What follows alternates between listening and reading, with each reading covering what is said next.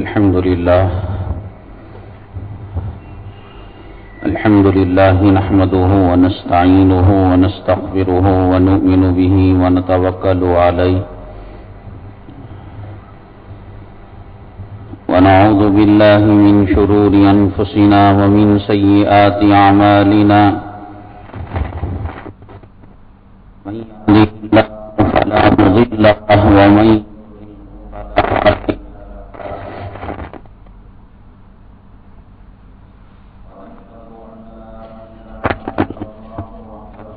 شريك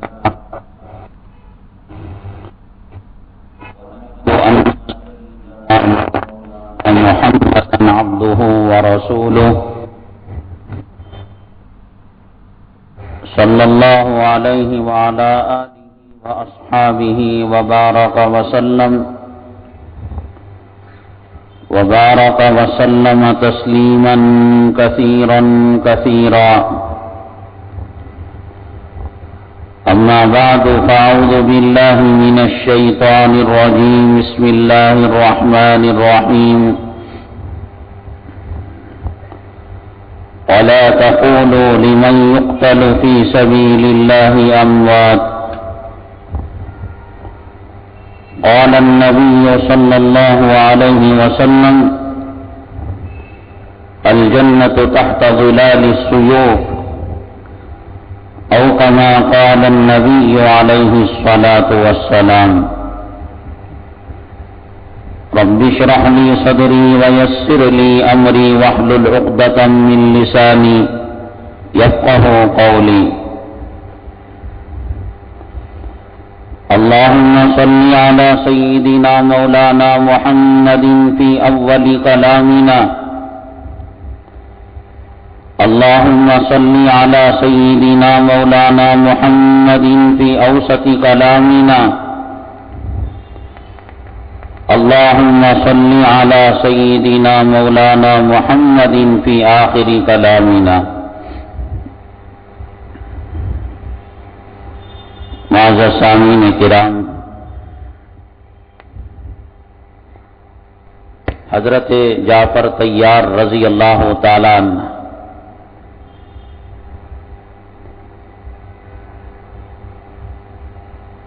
اسلام اور کفر کے معرکے کے علم کو تھامنے کی بہت کوشش کی. داہنے ہاتھ میں جھنڈا اٹھایا تو اس کو شہید کر دیا گیا، بائیں ہاتھ میں اٹھایا تو اس کو شہید کر دیا گیا. اس کے بعد حضرت جعفر رضی اللہ تعالیٰ عنہ نے اپنے پیروں کے بل سینے سے جھنڈے کو چمٹا لیا تاکہ جسم میں جان رہے، آنکھوں میں روشنی رہے اور آقائے دو عالم جناب محمد الرسول اللہ صلی اللہ علیہ وسلم کا عنایت کردہ جھنڈا زمین بوس ہو، یہ آپ کو گوارا نہیں تھا. لیکن ظالموں نے تب بھی آپ کو چھوڑا نہیں، آپ شہید کر دیے گئے. اللہ کے حبیب پاک جناب محمد الرسول اللہ صلی اللہ علیہ وسلم نے فرمایا، اسلام کے خاطر، دین کے خاطر، میرے جھنڈے کے لیے حضرت جعفر نے اپنے دونوں بازو کٹائے. میں دیکھ رہا ہوں کہ جبرائیل اور میکائیل علیہم السلام کے ساتھ حضرت جعفر کو اللہ نے پر عنایت کی ہیں، وہ ان کے ساتھ اڑ رہے ہیں. اسی لیے حضرت جعفر رضی اللہ تعالیٰ عنہ کو طیار کہا جاتا ہے، اڑنے والے. ویسے شہید سبز ہرے پرندوں کے پگوٹوں میں اس کی روح رہتی ہے، اور اللہ کے عرش پر جو قندیلیں، فانوس، وہاں وہ طواف کرتے رہتے ہیں. لیکن حضرت جعفر رضی اللہ تعالیٰ عنہ جو اڑیں گے، پرندے کے توسط سے، واسطے سے نہیں، بذات خود حضرت جعفر رضی اللہ تعالیٰ عنہ کو اللہ تبارک تعالیٰ اپنے بازو کٹا دیے، اس کے بدلے میں اللہ ان کو پر عنایت کریں گے. پتہ یہ چلا کہ آدمی جس نوعیت کی قربانی دنیا میں دیتا ہے اللہ تبارک تعالیٰ اسی نوعیت کی جزا جنت میں مرحمت فرمائیں گے. جیسے کہ آپ نے سنا روزے داروں کے لیے اللہ تبارک تعالیٰ نے ایک دروازہ رکھا ہے جس کا نام ہے باب الریان. وہاں ندی ہے. روزے دار عموماً پیاس کو بھوک کو برداشت کرتا ہے اور روزے دار کو اس کے بھوک اور پیاس کو برداشت کرنے کے صلے میں جزا کے طور پر اللہ تبارک تعالیٰ جنت کی ندی مرحمت فرمائیں گے اور وہ ندی اور ندیوں سے الگ مقام رکھتی ہوگی. اس میں غوطہ کھانے اور اس میں تیرنے اور اس کا پانی استعمال کرنے اور اس کی چیزوں کے استعمال کرنے میں ایک الگ کیفیت، الگ لذت اور الگ مزہ ہوگا. اگر کسی انسان نے دنیا میں اپنی آنکھیں پھلوا دی، اپنے بچوں کو یتیم کر دیا، اپنی بیوی کو بیوہ کر دیا، اپنے باغ کو صدقہ کر دیا، اپنے مال کی قربانی دے دی، اللہ تبارک تعالیٰ اسی سے ملتا جلتا بدلہ اور جزا اللہ جنت کے اندر مرحمت فرمائیں گے. ہاتھ چلے گئے، اللہ نے اس سے قیمتی ہاتھ پروں کے ساتھ آقا نے فرمایا کہ میں دیکھ رہا ہوں حضرت جعفر طیار رضی اللہ تعالیٰ عنہ کے خون آلود ہاتھوں کے ساتھ پر شہادت کا خون اس لیے باقی رکھا کہ اللہ کو شہید کا خون اتنا پیارا ہے اور اتنا محبوب ہے کہ قیامت کے دن اللہ تعالیٰ شہید کو اس کے دنیا کے شہادت کے لہو کے ساتھ اٹھائیں گے. اس لیے آقا نے دیکھا، ورنہ خون نجیس ہے، میرا نکل جائے، آپ کا نکل جائے، وضو توڑنے والا ہے، ناقض وضو ہے، اور شہید کا خون اللہ کو پیارا ہے. جب حضرت جعفر رضی اللہ تعالیٰ عنہ شہید کر دیے گئے تو آپ کے جسم مبارک کو جب دیکھا گیا تو آپ کے سینے پر 90 زخم تھے. 90 مرتبہ آپ کے سینے کو چھلنی کیا گیا تھا، ایک زخم بھی پیٹھ کی طرف نہیں تھا. کتنی قربانی آپ نے دی ہوگی. اس کے بعد حضرات صحابہ کرام نے جناب محمد رسول اللہ صلی اللہ علیہ وسلم کی وصیت تھی کہ حضرت عبداللہ ابن رواحہ رضی اللہ تعالیٰ عنہ کو بلایا جائے. چنانچہ تلاش کیا گیا. حضرت عبداللہ ابن رواحہ رضی اللہ تعالیٰ عنہ میدان میں کہیں دور بیٹھ کر گوشت تناول فرما رہے تھے اور لکھا ہے 3 دن اور 3 رات کی بھوک اور پیاس کے بعد کوئی ٹکڑا گوشت کا ہاتھ میں لگا تھا جس کو وہ استعمال فرما رہے تھے. صحابہ کرام نے عرض کیا حضرت جعفر رضی اللہ تعالیٰ عنہ نے شہادت کا تاج اپنے سر پر پہن لیا ہے اور شہادت کے لقب سے ملقب ہو چکے ہیں. اس گوشت کو پھینک دیا اور کہا کہ میرے اور جنت کے درمیان یہ گوشت کھانا آڑ آتا ہے، یہ وقت لگاتا ہے، اور اس کو پھینک دیا اور دوڑے سے نکل پڑے اور جان بازی کے ساتھ شہادت کی خوشخبری، شہادت کا تمغہ اور شہادت کا تاج نبی کریم جناب محمد رسول اللہ صلی اللہ علیہ وسلم کے ہاتھوں ان تینوں صحابہ کرام کو پہنا دیا گیا تھا. معلوم تھا، یقین تھا کہ آج کا دن ہمارا آخری دن ہو سکتا ہے، آج کی رات ہماری آخری رات ہو سکتی ہے. اس لیے جانثارانہ طور پر حضرت عبداللہ ابن رواحہ رضی اللہ تعالیٰ عنہ دشمنوں کے جم گٹھے میں، کافروں مشرکوں کے جم گٹھے میں ایسے ٹوٹ پڑے گویا ایک تیز رفتار آندھی آ رہی ہو، طوفان آ رہا ہو، سونامی آ رہی ہو، سیلاب آ رہا ہو. جب آپ کی انگلی تلوار سے کٹ گئی اور وہ لٹک رہی تھی، یہ نہیں کہ اس کی مرہم پٹی کرتے، اس کا خون کو روکتے. آپ کو معلوم ہے کٹے انگلی یا کٹے گردن یا ہاتھ کٹے یا پیر کٹے، آج میری دنیا کا آخری دن ہے. غروب آفتاب کے بعد اب میں مہمان ہوں اللہ کے عرش کا، اور میں حضرت بلال سے ملنے والا ہوں، حضرت حمزہ شہید سے ملنے والا ہوں، حضرت عثمان غنی سے ملنے والا ہوں، شہدائے احد اور شہدائے کربلا سے میں ملنے والا ہوں. یہ یقین تھا آپ کو، تو آپ نے اس کی کوئی فکر نہیں کی کہ صاحب اس کی مرہم پٹی کرو، یہ کرو وہ کرو، پیر کے اندر انگلی کو رکھا جیسے کہ جوتے کا تسمہ ٹوٹ جاتا ہے یا کوئی کپڑا پھنس جاتا ہے، اور اس کو قوت کے ساتھ کھینچا، انگلی چپل کے نیچے رہ گئی، اور پھر اس کے بعد دیوانہ وار وہ لڑتے رہے کہ اللہ تعالیٰ کو جو منظور تھا اور نبی کریم جناب محمد رسول اللہ صلی اللہ علیہ وسلم کی جو پیشین گوئی تھی، اللہ تبارک تعالیٰ نے اس کو سچ کر دکھایا اور آپ نے جام شہادت کو نوش کر لیا۔ یہ وہ تین صحابہ تھے، حضرت زید رضی اللہ تعالیٰ عنہ اور حضرت جعفر طیار، حضرت عبداللہ ابن رواحہ، جن کے بارے میں آقا نے خوشخبری دی۔ اس کے بعد حضرت خالد ابن ولید رضی اللہ تعالیٰ عنہ نے صحابہ کرام رضوان اللہ تعالیٰ علیہم اجمعین کے مشورے سے اس مورچے کو سنبھالا۔ اتنا سخت گھمسان تھا اور اتنی خطرناک لڑائی تھی کہ دشمن لاکھوں کی تعداد میں، یہ ہزاروں کی تعداد میں، وہ مسلح یہ غیر مسلح، ان کے جانور ترو تازہ اور ان کے جانور لنگڑے، یہ سب کچھ ہونے کے باوجود حضرت خالد ابن ولید رضی اللہ تعالیٰ اتنی جفا کشی کے ساتھ اور اتنی تندہی کے ساتھ، بہادری کے ساتھ آپ لڑتے رہے۔ روایت کے اندر آتا ہے کہ آپ کی 9 تلواریں ٹوٹ گئیں، 9 تلواریں ٹوٹ گئیں۔ 10ویں تلوار لے کر حضرت خالد ابن ولید رضی اللہ تعالیٰ عنہ جب جنگ کرنے لگے، اللہ تعالیٰ نے اس وقت حضرات صحابہ کرام رضوان اللہ تعالیٰ علیہ مجمعین کو کامیابی نصیب فرمائی، اور یہ مد مقابل اسلام کے اور مسلمانوں کے دشمن شکست کھا گئے۔ ان کی عورتوں کو باندیاں بنا دیا گیا، ان کے مردوں کو غلام بنا دیا گیا، ان کی جائیداد کو مال غنیمت بنا دیا گیا۔ اس کے بعد اللہ کے نبی صلی اللہ علیہ وسلم نے حضرت خالد ابن ولید رضی اللہ تعالیٰ عنہ کے اس کارنامے سے اتنے خوش ہوئے کہ اللہ کے نبی صلی اللہ علیہ وسلم نے حضرت خالد ابن ولید کو فرمایا کہ وہ اللہ کی تلواروں میں سے ایک تلوار ہے، اس کے ہاتھوں میں تلوار تو ٹوٹ سکتی ہے لیکن اس کو کوئی نہیں مار سکتا۔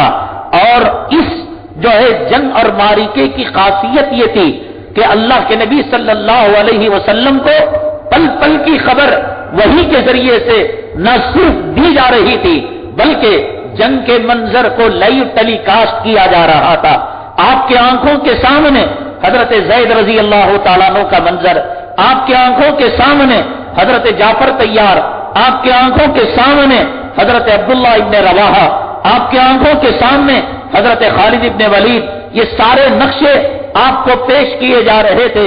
دنیا نے، سائنس اور ٹیکنالوجی نے ٹی وی بنایا ہو، کس زمانے کے بعد بنایا ہوگا، FM بنایا ہو، ریڈیو بنایا ہو اور موبائل بنایا ہو، سائنس اور ٹیکنالوجی میں ترقی کی ہو بہت ہزاروں سال کے بعد، لیکن جو سائنس اور ٹیکنالوجی کا مالک رب کائنات ہے وہ قادر مطلق ہے۔ آج یہ مشینریز کے بغیر اور کمپیوٹر کے بغیر کوئی کام نہیں کر سکتے، لیکن اس زمانے کے اندر نہ الیکٹریسٹی ہے، نہ بیٹری ہے، نہ کمپیوٹر ہے۔ اللہ تبارک تعالیٰ نے جناب محمد رسول اللہ صلی اللہ علیہ وسلم کے سامنے جب معراج کے موقع پر جس طریقے سے بیت المقدس کے مناظر رکھے، اس غزوہ موتا کے مناظر اللہ تعالیٰ رکھتے جاتے تھے۔ اللہ کے حبیب پاک جناب محمد رسول اللہ صلی اللہ علیہ وسلم کو جب اس بات کا علم ہوا کہ تینوں صحابہ نے جام شہادت کو نوش کر لیا ہے تو آپ ان کے گھر دلاسا دینے کے لیے گئے۔ حضرت زید رضی اللہ تعالیٰ عنہ جن کو نبی کریم صلی اللہ علیہ وسلم اتنا چاہتے تھے کہ آپ نے ان کو منہ بولا بیٹا بنا لیا تھا۔ ایک جس کو بیٹے کا مقام دیا ہو اس کے جسم کے ٹکڑوں کو دیکھ کر، اس کے جسم سے خون کے فواروں کو نکلتا ہوا دیکھ کر آقا دو عالم جناب محمد رسول اللہ صلی اللہ علیہ وسلم کے دل کو کیسے محسوس ہوا ہوگا۔ آپ ان کے گھر تشریف لے گئے، آپ کے اہل خانہ نے جب رویا، اللہ کے نبی صلی اللہ علیہ وسلم اتنا روئے کہ آپ کی سسکیاں بن گئی۔ اللہ کے نبی صلی اللہ علیہ وسلم سے ایک صحابی نے عرض کیا، اے اللہ کے نبی صلی اللہ علیہ وسلم آپ رو رہے ہیں؟ فرمایا ایک حبیب کا اپنے حبیب کے لیے رونا ہے۔ کتنے خوش نصیب صحابہ تھے جن پر رونے کے لیے اللہ کے نبی صلی اللہ علیہ وسلم کو مقرر کیا گیا اور جن کی لاشوں پر اللہ کے نبی صلی اللہ علیہ وسلم کے مبارک آنسو کے قطرے جو کوثر سے زیادہ قیمتی اور جنت کے نہروں کے پانی سے زیادہ قیمتی ہیں، جن کے لیے بہائے گئے ہیں۔ اور اللہ نے کلام پاک کے اندر ارشاد فرمایا فما بکت علیہم السماء والارض وما كانوا منذرین، کہ بدبخت لوگوں کی نشانی یہ ہے کہ جب مر جاتے ہیں تو ان کو کوئی رونے والا نہیں ہوتا۔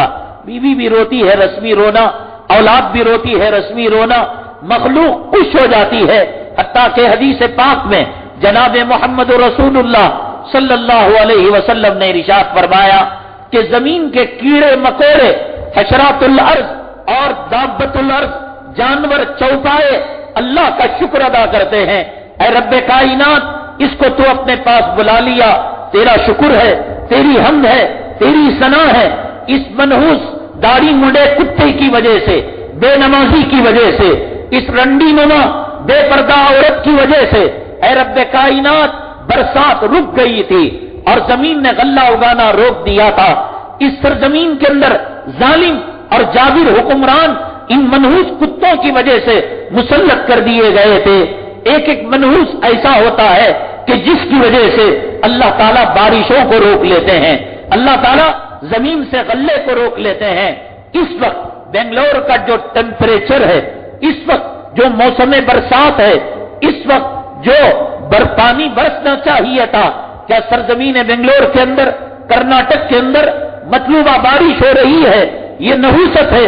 مسلمانوں کافروں کا چھوڑیے، ان کو کفر کرنے کے لیے پیدا کیا گیا، مشرکوں کا چھوڑیے، یہودیوں کا چھوڑیے، اسلام مسلمان دشمنوں کا چھوڑیے۔ مسلمانوں کی حالت کیا ہے؟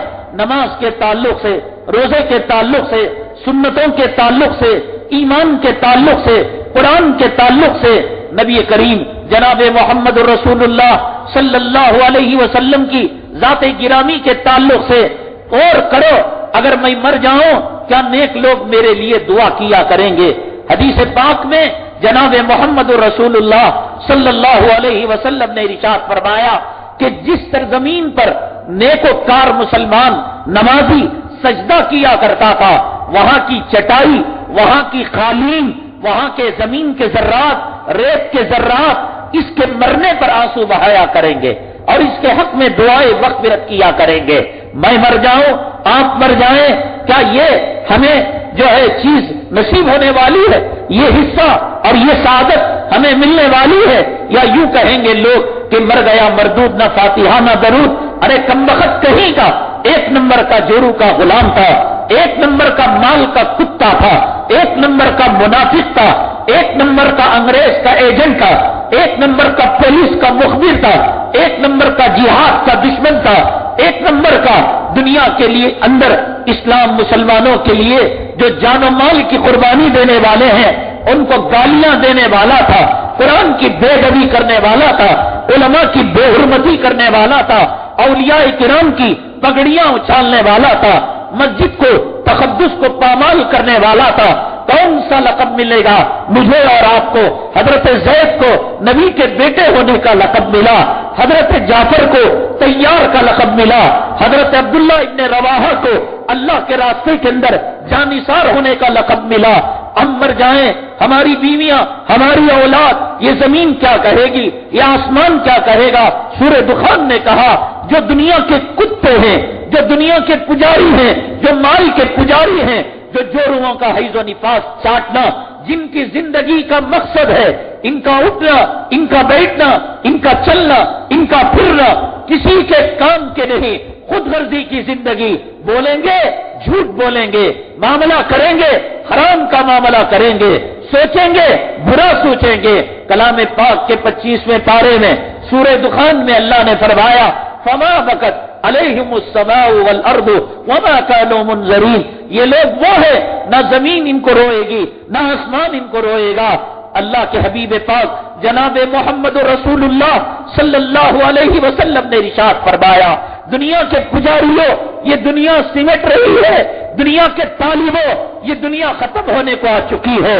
اے دنیا کا پیشاب پاخانہ چاٹنے والوں اور دنیا کے مردار کتے پر گد بن کر چمٹنے والوں اور اس پر جھپٹنے والوں، کل من علیہا فان، وَيَبْقَى وَجْهُ رَبِّكَ ذُو الْجَلَالِ وَالْإِكْرَامِ، میرے رب کا فرمان ہے کہ یہ دنیا فنا ہونی ہے، یہ آسمان فنا ہونا ہے، تمہاری آنکھوں کی بینائی کمزوری کی طرف جا رہی ہے، تمہارے ہڈیوں کا گودا ختم ہو رہا ہے، تم جوانی سے بڑھاپے کی طرف جا رہے ہو، تمہارے قدم زندگی کی جوانی اور حسرتوں کی طرف نہیں بلکہ قبر کی طرف بڑھ رہے ہیں، تمہارا ہر پل موت کی طرف پل آ رہا ہے، ملک الموت دن میں 60 مرتبہ تمہاری گھروں کے اندر آ کر تمہارے چہروں کو دیکھ رہا ہے کہ کہیں اس پل تمہاری جان نکال کر نہ لے جائے، والتفت الساق بالساق کا منظر تمہارے گھر کے اندر قائم نہ کیا جائے، یہ منظر دیکھنے کے لیے ملک الموت آ رہا ہے، تمہاری میری قبر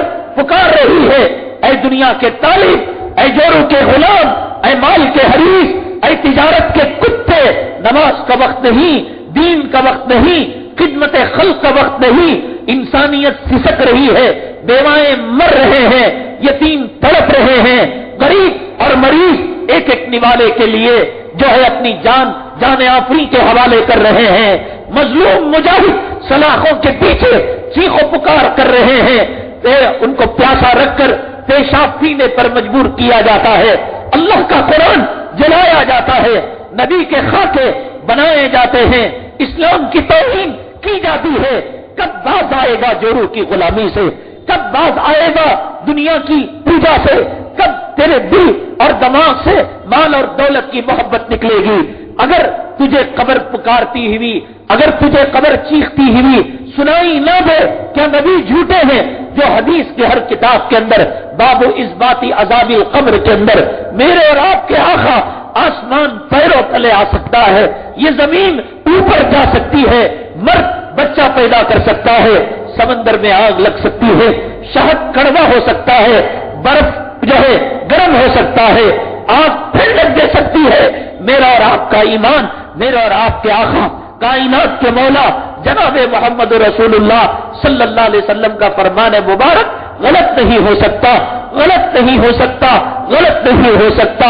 آپ کے چہرے پر جنت کی حور نثار ہے، آپ کی زبان پر جنت کے نغمے نثار ہیں، ارے آپ کا وہ لعاب دہن تھا کہ آپ نے کڑوے کنویں کے اندر ڈالا، وہ جو ہے کڑوا کنواں شیریں بن گیا، آپ کا وہ لعاب تھا، وہ تھوک کا ذرہ تھا، حضرت علی کے آنکھ کے اندر پڑا، اللہ نے اس کے اندر شفا دے دی اور بینائی دے دی، اور آپ کے ہاتھ کی وہ لکڑی تھی کہ صحابی کے ہاتھ کے اندر گئی، وہ تلوار بن گئی۔ آج اس ذات گرامی کے تعلق سے کیا کیا جا رہا ہے؟ کیا کیا بنگلور والوں نے؟ کیا کیا کرناٹک والوں نے؟ تیرا کاروبار تجھے مبارک، میری جورو مجھے مبارک، اس کے بچے اس کے مبارک۔ وہ اللہ کے نبی صلی اللہ علیہ وسلم سجدے کے اندر جا کر یا ربی امتی یا ربی امتی کہہ کر اتنا آپ سجدے کے اندر چلے گئے کہ امی جان عائشہ صدیقہ رضی اللہ تعالیٰ عنہ فرماتی ہے کہ مجھے لگنے لگا اللہ کے نبی صلی اللہ علیہ وسلم دنیا سے پردہ فرما چکے ہیں، تیری اور میری فکروں کے اندر حضرت حسن کی قربانی دے دی، حضرت حسین کی قربانی دے دی، حضرت زید تو منہ بولا بیٹا ہے اس کے جسم کے ٹکڑے کروا دیے، اپنے گھر کے اندر فقر و فاقے کی نوبتیں آنے لگی، صحابہ کرام کے پیٹ پر ایک ایک پتھر تھا، آپ کے پیٹ پر 2 پتھر تھے، وہ نبی جو دل میں تڑپتا تھا، راتوں کو رویا کرتا تھا، اس کے لیے کیا کمی تھی؟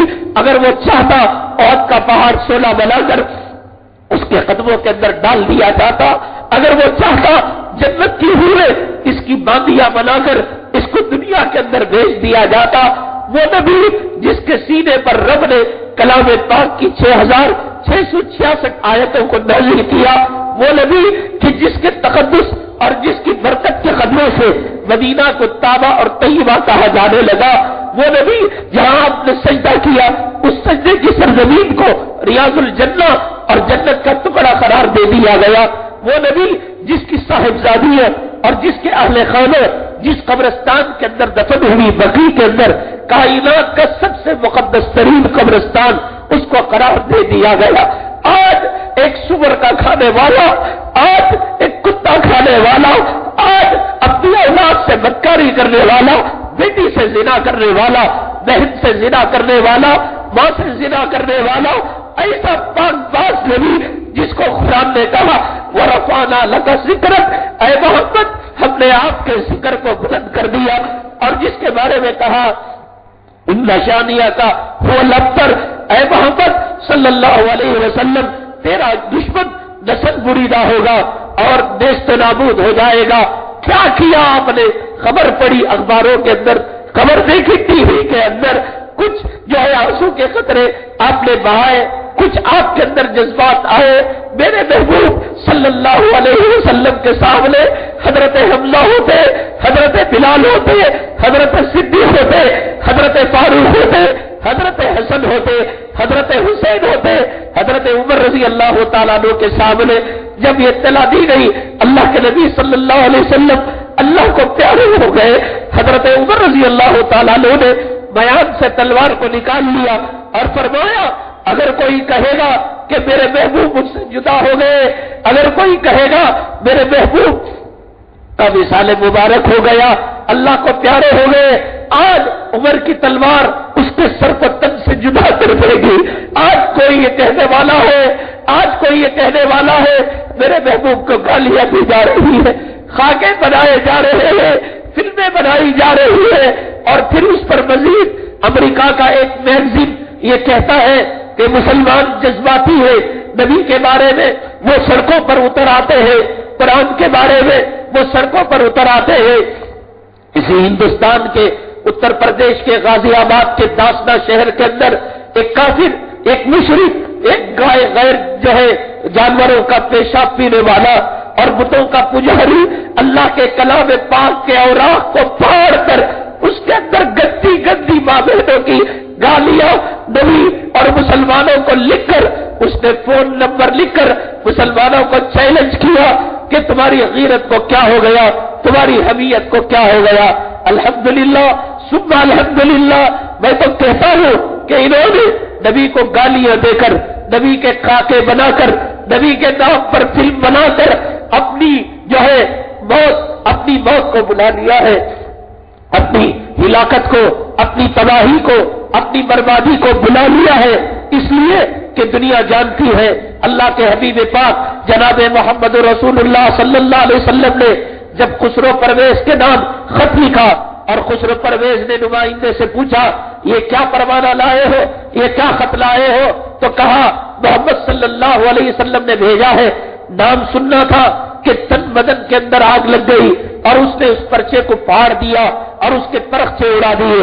اللہ کے حبیب پاک جناب محمد رسول اللہ صلی اللہ علیہ وسلم نے فرمایا کہ اس خسرو پرویز نے جتنے میرے خط کے ٹکڑے کیے اللہ اس کے حکومت کے اتنے ہی ٹکڑے کر دے گا۔ اللہ نے دکھایا کہ کس طریقے سے خسرو پرویز کی حکومت تباہ ہو گئی، تاراج ہو گئی، اللہ تعالیٰ نے اسے زوال پذیر کر دیا۔ میں سمجھتا ہوں کہ آج ہمارے اندر جذبہ جہاد نہیں، آج ہمارے پاس اولاد کی محبت، آج مال کی محبت، جوڑوں کی حیض و نفاس کی محبت، زمین کی محبت، اینٹ کی محبت، پتھر کی محبت، لوہے کی محبت اور کرنسی کی محبت اور جو ہے خاندان اور قبیلے کی محبت، اور اللہ تعالیٰ نے فرمایا ان محبتوں کے مقابلے میں اگر نبی کی محبت بڑی ہوئی نہ ہو تو لوگوں فتربصوا حتی یاتی اللہ بامری، اے لوگوں انتظار کرو اللہ کے امر کا۔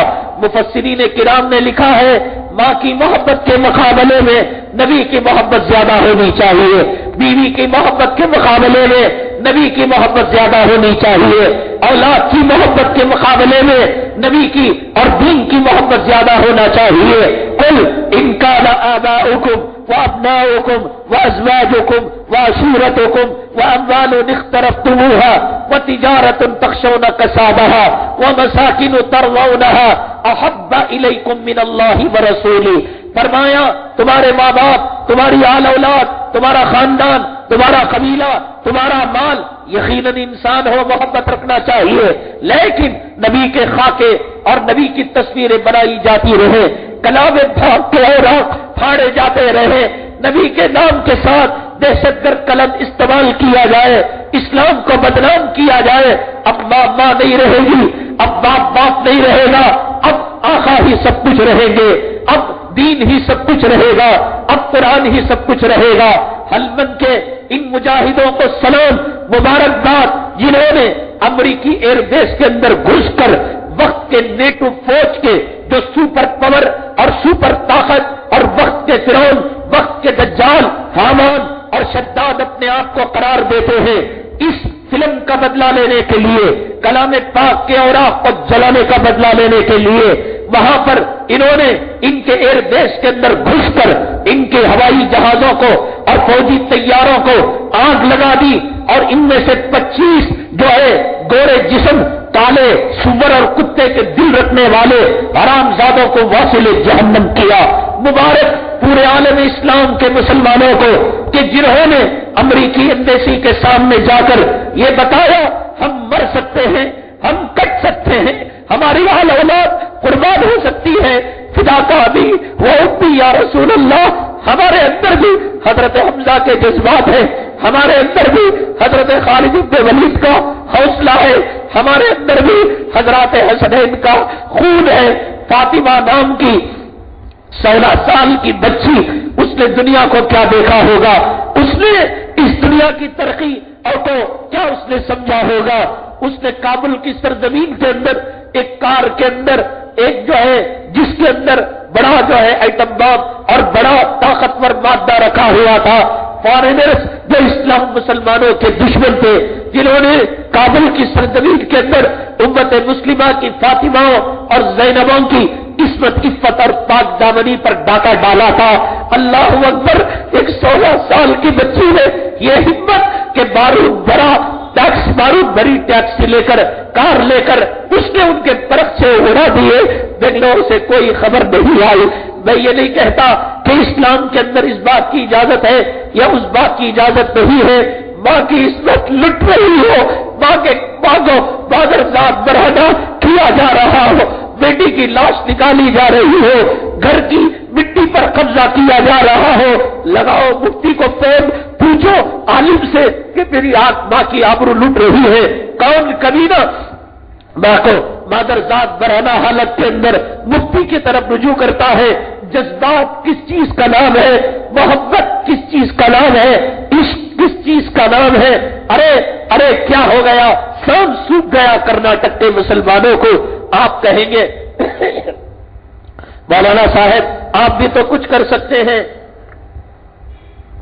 آپ نے کیوں نہیں کیا؟ ہم بول سکتے ہیں، ہم بات پہنچا سکتے ہیں، ہم کا ہر کام کرنے والوں کی الگ الگ جماعتیں، الگ الگ تحریکیں، اس کے لیے قانون کی اجازت لینا اور اس کے لیے جلسہ نکالنا اور جلوس کرنا، یہ کام عام عالم اور کسی مسجد کا ملا نہیں کر سکتا۔ ہم بتا سکتے ہیں، بتا رہے ہیں، ہم عالمی حالات کو آپ کے سامنے رکھ سکتے ہیں، رکھ رہے ہیں۔ ہم شریعت کے اندر نبی کریم جناب محمد رسول اللہ صلی اللہ علیہ وسلم کے گستاخ کا کیا مقام ہے، کیا مرتبہ ہے، ہم وہ دینا چاہتے ہیں منظر۔ ہم آپ کو دیکھ رہے ہیں کہ کس طریقے سے ایک 16 سالہ کابل کی اس امت کی بیٹی نے بارود بھرے کار کو، ٹیکسی کو لے جا کر کس طریقے سے اپنے جسم کے پرچے اڑا لیے۔ وہ عورت جو جنگر کو دیکھ کر، چوہے کو دیکھ کر، کتے کی بھونک سے اور بلی کی میاؤں میاؤں سے ڈرتی ہے، یہ بھی تو نبی کی شہزادی تھی، یہ بھی تو نبی کی باندھی تھی، یہ بھی تو نبی کی امت کی ایک فرد تھی۔ اللہ اکبر، تیرا حوصلہ ہمیں دے دے، تیری غیرت ہمیں دے دے، تیری شرم ہمیں دے دے۔ مسلمانوں، اس زندگی کا کیا فائدہ؟ اسلام کو گالیاں دی جا رہی ہو، اس زندگی کا کیا فائدہ؟ کلام پاک پر AK-47 چلایا جا رہا ہو، اس زندگی کا کیا فائدہ؟ کلام پاک کو ٹیشو پیپر بنایا جا رہا ہو، اس زندگی کا کیا فائدہ کہ کلام پاک کے اوراق پر اسلام اور مسلمانوں کو ننگی گالیاں دے کر ایک کافر کو اتنی ہمت ہے کہ اس کے اندر فون نمبر لکھ کر مسلمانوں کی غیرت کو اور مسلمانوں کی جرت اور بہادری کو للکار رہا ہو۔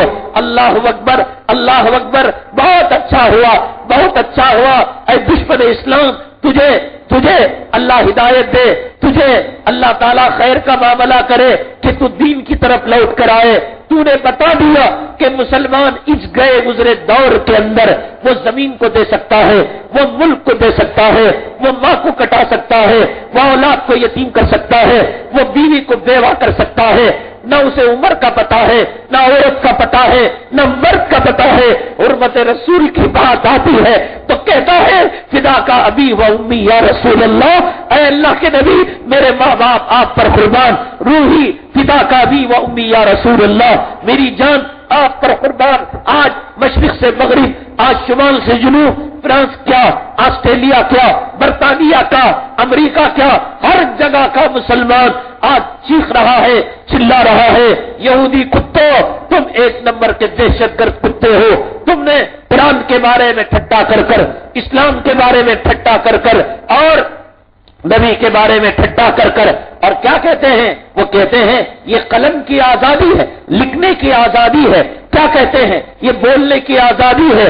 ارے آزادی تمہاری ماں کو گالی دی جائے، آزادی تمہارے حکومت کے بارے میں کوئی تانا تشی کرے، تم اس کو برداشت نہیں کرتے، حکومت کے خلاف کوئی بیان دے، دہشت گردی کے زمرے میں آتا ہے۔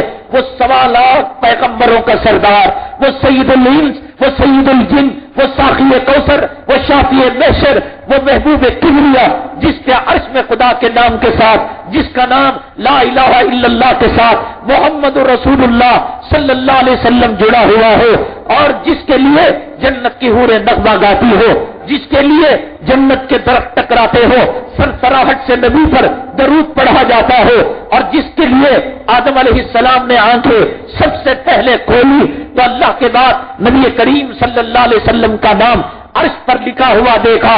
ایسی ذات گرامی کو چھیڑنا، ایسی ذات گرامی کے تقدس کو پامال کرنا، دنیا کے اندر اس سے بڑی کوئی دہشت گردی نہیں ہے۔ ہندوستان کے اندر میں نے آپ کو بتایا تھا کہ اسیم چترویدی نے جب ہندوستان کے اندر یہاں کی حکومت کے خلاف، رشوت بازاری کے خلاف، کالا دھن کے خلاف اس نے ایک خاکہ بنایا، اس نے ایک کارٹون بنایا، ہندوستان کی پولیس نے، ہندوستان کے لوگوں نے یہ نہیں کہا یہ قلم کی آزادی ہے، یہ زبان کی آزادی ہے، یہ دیش ورودھی کا کیس اس پر فٹ کر کر اس کو جیل کے سلاخوں کے پیچھے کر دیا گیا۔ یہ الگ بات تھی کہ اسیم اور وسیم کے فرق کے ساتھ اس کو وہاں سے نکال دیا گیا۔ اس اسیم کے بجائے اگر کوئی وسیم چترویدی ہوتا یعنی مسلمان ہوتا تو پھر کیا دنیا کیا گل کھلاتی اور دنیا کیا رنگ رلیاں مناتی، وہ تو آنے والے مناظر ہی بتاتے۔ بنگلور کی سرزمین کے اندر کنٹیروا اسٹیڈیم کے اندر ایک پٹاخہ پھٹا، اس پٹاخے سے ایک کتا بھی زخمی نہیں ہوا، اس پٹاخے سے کوئی جو ہے وہاں پر عمارت کو نقصان نہیں پہنچا۔ ایک ٹفن جو ہے بم جس کو کہا جاتا ہے، اس صرف ایک دہشت پھیلانے کے لیے یا کسی نے کوئی آزمائش کے لیے اس نے وہ کام کیا تھا۔ میڈیا نے بریکنگ نیوز کے اندر، CNN نے، BBC نے عالمی سطح پر، انٹرنیشنل لیول پر مسلمانوں کے امیج کو برباد کیا۔ کیرلا سے وہاں سے ایک مولانا صاحب کو جو کوئمبتور کی جیل کے اندر اپنی جوانی بتا چکے ہیں، اپنی بیوی کو بیوگی کی زندگی اور اپنے بچوں کو یتیمی کی زندگی تقریباً 12-13 سال جو دے کر اپنی آنکھ گوا چکے ہیں، اپنی زندگی کی طاقتیں گوا چکے ہیں، ایسے آدمی کو دوبارہ اس کیس کے اندر ملوث کیا گیا۔ پھر اس کے بعد ہر آئے دن کسی نوجوان کو گرفتار کر کر یہ کہہ کر کہ تم کنٹیروا اسٹیڈیم کے اندر کیا ہوا، کتنے کتے مرے، کتنے انسان زخمی ہوئے، عمارت کو کتنے لاکھوں اور کروڑوں کا نقصان ہوا، اور اللہ کے قرآن کے ساتھ کھلواڑا کرنا کیا یہ دہشت گردی کے زمرے میں نہیں آتا؟ نبی پاک، نبی معصوم، امام الانبیاء جس کی خوشخبری حضرت عیسیٰ نے دی، جس کی خوشخبری حضرت موسیٰ نے دی، جس کی خوشخبری توریت نے دی، جس کی خوشخبری انجیل نے دی، تمہارے پیغمبروں نے تمہاری کتابوں کے اندر اس پیغمبر کی معصومیت کو، اس کی عصمت، عفت اور پاک دامنی کو بیان کیا گیا ہے۔ ان سے کھلواڑا کرتے ہو، کتنی جانیں پورے عالم کے اندر مسلمانوں کی گئی، کتنی پراپرٹی کا نقصان ہوا، اور کتنی عورتوں کو گرفتار کیا گیا، اور کتنے نوجوانوں کو ہمیشہ ہمیشہ کے لیے ان سلاخوں کے اندھیرے اندھیرے کے اندر ان کو بھیج دیا گیا۔ کیا یہ دہشت گردی کے زمرے میں نہیں آتا؟ کیوں بریکنگ نیوز کے اندر اس کو نہیں لایا گیا؟ کیوں اس کو اہم خبر نہیں بنایا گیا؟ کیوں اس کو سرخیاں نہیں بنائی گئی؟ اس سے تمہارے دلوں کا کالاپن اور تمہارے دلوں کا سیاہپن، اسلام مسلمان دشمنی اور تمہاری منافقت کا پتہ چلتا ہے۔ بنگلور کی سرزمین کے اندر، کرناٹک کی سرزمین کے اندر نوجوانوں کو گرفتار کیا گیا۔ بریکنگ نیوز کے اندر نہ جانے کیا کیا ان پر الزامات لگائے گئے کہ سائنسی جو ہے اکنامک جو سائنسی ادارہ ہے، ایسوسیشن ہے، اور اس کو یہ تباہ کرنا چاہتے ہیں، راکٹ ٹیکنالوجی کو وہاں تباہ کرنا چاہتے ہیں، یہاں کے فوجی رازوں کو پاکستان کو دینا چاہتے ہیں۔ خدا جانے کیا کیا کیا کیا کیا کیا۔ اب مقدمے چلیں گے اور 11 سال کے بعد، 6 سال کے بعد کورٹ کہے گا، عدالت کہے گی ان پر جو جرم لگایا گیا وہ جرم جو ہے ثابت نہیں ہوا اور ان کو باعزت رہا کیا جاتا ہے۔ جب ان کو باعزت رہا کیا جاتا ہے، کون ہے جو اس کو بریکنگ نیوز بناتا ہے؟ کون ہے جو ان کو سرخیاں بناتا ہے؟ کون ہے جو ان کو ہیڈ لائنز بناتا ہے؟ ایک جو ہے وہ پٹاخہ جس سے کتا زخمی نہیں ہوتا، نوجوانوں کو پکڑ کر ان کو مجرم، ان کو دہشت گرد، ان کو بم پھوڑنے والا اور ان کو ہندوستان کا دیش ورودھی اور دہشت گرد تنظیموں کے ساتھ ان کے رابطے جوڑے جاتے ہیں، اور ایک لمبی زندگی کے بعد باعزت ان کو بری کیا جاتا ہے۔ کیا آپ کو معلوم ہے حیدرآباد کے مولانا نصیر خان صاحب جو خود گجرات کی جیل کے اندر ایک لمبی زندگی گزار کر آئے، ان کے 2 بیٹے جابر اور یاسر، ان کو اندور کی جیل کے اندر سمی سے تعلقات رکھنے کی بنیاد پر حیدرآباد کی جیل میں ہوتے، تو چونکہ وہ حیدرآباد کے ہیں وہاں کا موسم ان کو راس آ جاتا، وہاں کا کھانا ان کو راس آ جاتا، وہاں کا پانی ان کو راس آ جاتا۔ انسان کو اپنے علاقے کا موسم، اپنے علاقے کا کھانا پینا، آپ دلی میں جا کر رہیں وہاں کی روٹی آپ کو نہیں لگے گی، وہاں کا سالن آپ کو نہیں لگے گا۔ دلی کا آدمی یہاں آئے، یہاں کی کھٹاس اور املی کے کھٹے کو کھاتے کھاتے اس کی جان نکل جائے گی، اس کو چپاتی نہیں ملے گی۔ الگ الگ ماحول ہے، یہ تکلیف دینے کے لیے کہ رشتہ دار بھی نہ ملے اور پھر موسم بھی نہ ملے اور پھر وہاں کے موافق غذا بھی نہ ملے۔ اندور کی تنہائی کی جیل کے اندر یہ دونوں بچے جب رہا ہو کر آئے، انہوں نے پریس کانفرنس کے اندر بتایا 4 سال کے عرصے میں سورج کی ایک کرن انہوں نے نہیں دیکھی، 4 سال کے عرصے کے اندر ہوا کیا ہوتی ہے انہوں نے نہیں دیکھا، 4 سال کے عرصے کے اندر بلب کی روشنی اور جو ہے چاند کی چاندنی کیا ہوتی ہے بتائیے۔ بتائیے اپنے گھر کے اندر 2 گھنٹے آپ بیٹھیں گے، بور ہو جائیں گے۔ آپ کے گھر میں انٹرنیٹ ہے، آپ کے گھر میں کیبل کلیکشن ہے، آپ کے گھر کے اندر بیوی بچے ہیں، آپ کے گھر کے اندر پنکھا چل رہا ہے، آپ کو کولڈ ڈرنکس مل سکتا ہے، آپ کو چائے مل سکتی ہے، آپ غسل کر سکتے ہیں، آپ کپڑے بدل سکتے ہیں، لیکن آپ یار آشناؤں کے ساتھ گھومنے کے لیے نکل جاتے ہیں۔ 4 گھنٹے جو گھر میں نہیں بیٹھ سکتا، وہ کڑی جوانی کے نوجوان 21 سال سے لے کر 30 سال تک جن کی عمریں ہیں، یاسر اور جابر، اللہ ان کو صحیح سلامت رکھے، 4 سال تک ان کو غذا ایسی جو زندہ رہنے کے لیے کہ آدمی مرے بھی نہیں جیے بھی نہیں، اور پھر وقتی طور پر دوا دارو، اور مزید چاکنا یہ کہ وہاں کا جیلر اور وہاں کے محافظ ان کو تانے دیا کرتے تھے، یہ تم دیش کے دشمن ہو، تم لوگ مسلمان ہو، تم لوگ قرآن پڑھتے ہو، ہمارا بس چلے گا 100 مرتبہ تمہیں پھانسی دیں گے، ہمارا بس چلے گا تمہارے جسم کے ٹکڑے کریں گے۔ ایک طرف ماں دور ہے، ایک طرف باپ دور ہے، ایک طرف پیدا شدہ چھوٹی بچی باپ کو دیکھنے کے لیے ترس رہی ہے، ایک طرف بیوی بیوگی کی زندگی گزار رہی ہے، اور یہاں پر مزید ناشتہ صبح میں، دوپہر میں، شام میں کھانا یہ دیا جا رہا ہے کہ تم دیش وردی ہو، تم دیش کے دشمن ہو، تم دیش کے غدار ہو۔ جو آتا ہے ماں کی گالی دیتا ہے، جو آتا ہے ان کو تانا دیتا ہے۔ کیا ہوا؟ اندور کی عدالت کے اندر 4 سال تک مقدمہ چلا، 4 سال کے بعد یاسر اور جابر کو باعزت بری کر دیا گیا، اور حیدرآباد اور اندور کی پولیس پر یہاں کی عدالت نے تماچا رسید کیا کہ تم نے جو الزامات لگائے وہ بے بنیاد ہے۔ ٹھیک ہے، یاسر اور جابر کو ماں مل گئی، باپ مل گیا، بیوی مل گئی، بچے مل گئے، لیکن دہشت گردی کا جو ٹھپا ملا تھا اس کو کون مٹائے گا؟ 4 سال تک ماں اور بہنوں کی جو گالیاں سن رہے تھے اس کا دلن اور اس کا غسالہ کیسے ہوگا؟ 4 سال ان کے کون دوبارہ لا کر دے گا؟ ان کی عزت کو تار تار کیا گیا، اس عزت کی پامالی کا جو ہے پھر بدلہ کیا ہوگا؟ کون ان کی زندگی کو ریورس کرے گا اور ان کے داغ کو دھو پائے گا؟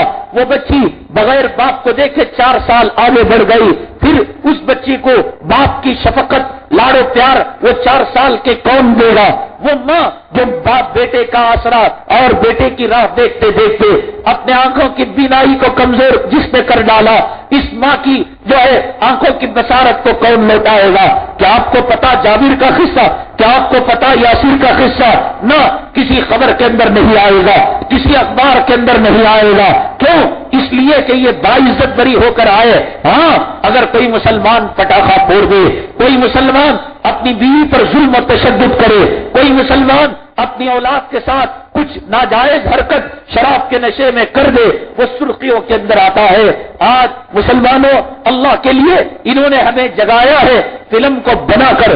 یہ نہیں کہ اللہ تو دیکھنے والا ہے، اللہ چاہتا فلم بنانے سے پہلے ان کو تباہ تاراج کر دیتا۔ فلم بنی، خاکے بنے، میگزین آئی، مسلمانوں کو گالی دیا گیا۔ اس لیے اپنی غیرت کو جگاؤ، اپنی حمیت کو جگاؤ، اپنے جوش اور اپنے جذبے کو سرد ہونے نہ دو۔ مسلمانوں، اوروں کے لیے جینا یہ بھی کوئی زندگی ہے، اولاد کے لیے جینا یہ بھی کوئی زندگی ہے، مال کے لیے جینا یہ بھی کوئی زندگی ہے۔ انہوں نے ہمیں پیغام دیا ہے دنیا کے مسلمانوں کو مسلکوں سے، مکاتب فکر سے ہٹ کر عشق نبوی کے نام پر آج پاکستان کے اندر یوم عشق رسول صلی اللہ علیہ وسلم منایا جا رہا ہے۔ آج وہاں کیا منظر ہوگا؟ ایک ایک بچہ، ایک ایک بچی، ایک ایک بوڑھا، ایک ایک بوڑھی، مشرق مغرب شمال جنوب، آج دیوبندیت اور بریلویت کے فرق کو مٹا دیا گیا ہوگا۔ آج جماعت اسلامی اور تبلیغی جماعت کے ان فرق کو ختم کر دیا ہوگا۔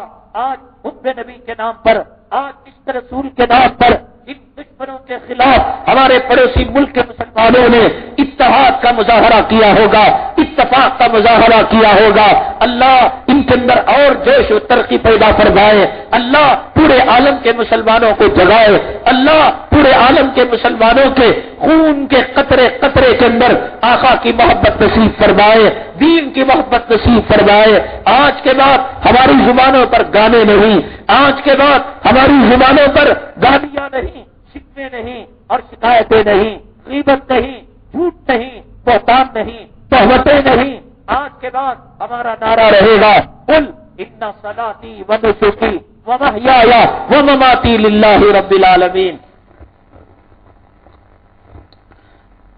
ہماری نماز، ہمارا روزہ، ہماری قربانی اللہ کے لیے ہے، اور اللہ تبارک تعالیٰ مسلمانوں دکھا رہا ہے کہ جو لوگ یہ کام کر رہے ہیں کتنی ذلت کی زندگی اور کتنی بے بسی کی زندگی اور کتنے کتے اور سور سے بدتر زندگی گزار رہے ہیں۔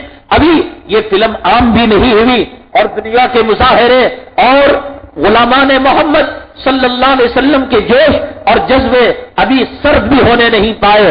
ہم ہر جمعہ کو جو پرچہ باہر لگاتے ہیں، آج کے پرچے کے اندر آپ دیکھیں گے اس فلم میں جو 21 یا 19 سالہ ہیروئن نے کام کیا ہے ڈپریشن کی مرض کے اندر مبتلا ہو گئی۔ یعنی جب اس نے یہ دیکھا کہ پورے عالم کے اندر ہمارے فلم کی مخالفت ہو رہی ہے، ہمیں گالیاں دی جا رہی ہیں، ہمارے تعلق سے برا بھلا کہا جا رہا ہے، ایسی سوچ کے اندر، دماغی بیماری کے اندر وہ مبتلا ہو گئی ہے کہ مٹھی مٹھی بھر نیند کی گولیاں کھائے بغیر اس کو نیند نہیں آ رہی ہے۔ فلم کے اندر کام کرنے والے اس کے ڈائریکٹر، پروڈیوسر تمام کے تمام حیران پریشان ہیں، ایک جو ہے انجانی بیماری کے اندر مبتلا ہو چکے ہیں۔ اس کے لیے جو $100 لاکھ اسرائیلی کتوں میں ڈیوٹی ہیں کہ آ کر نہ دے دے۔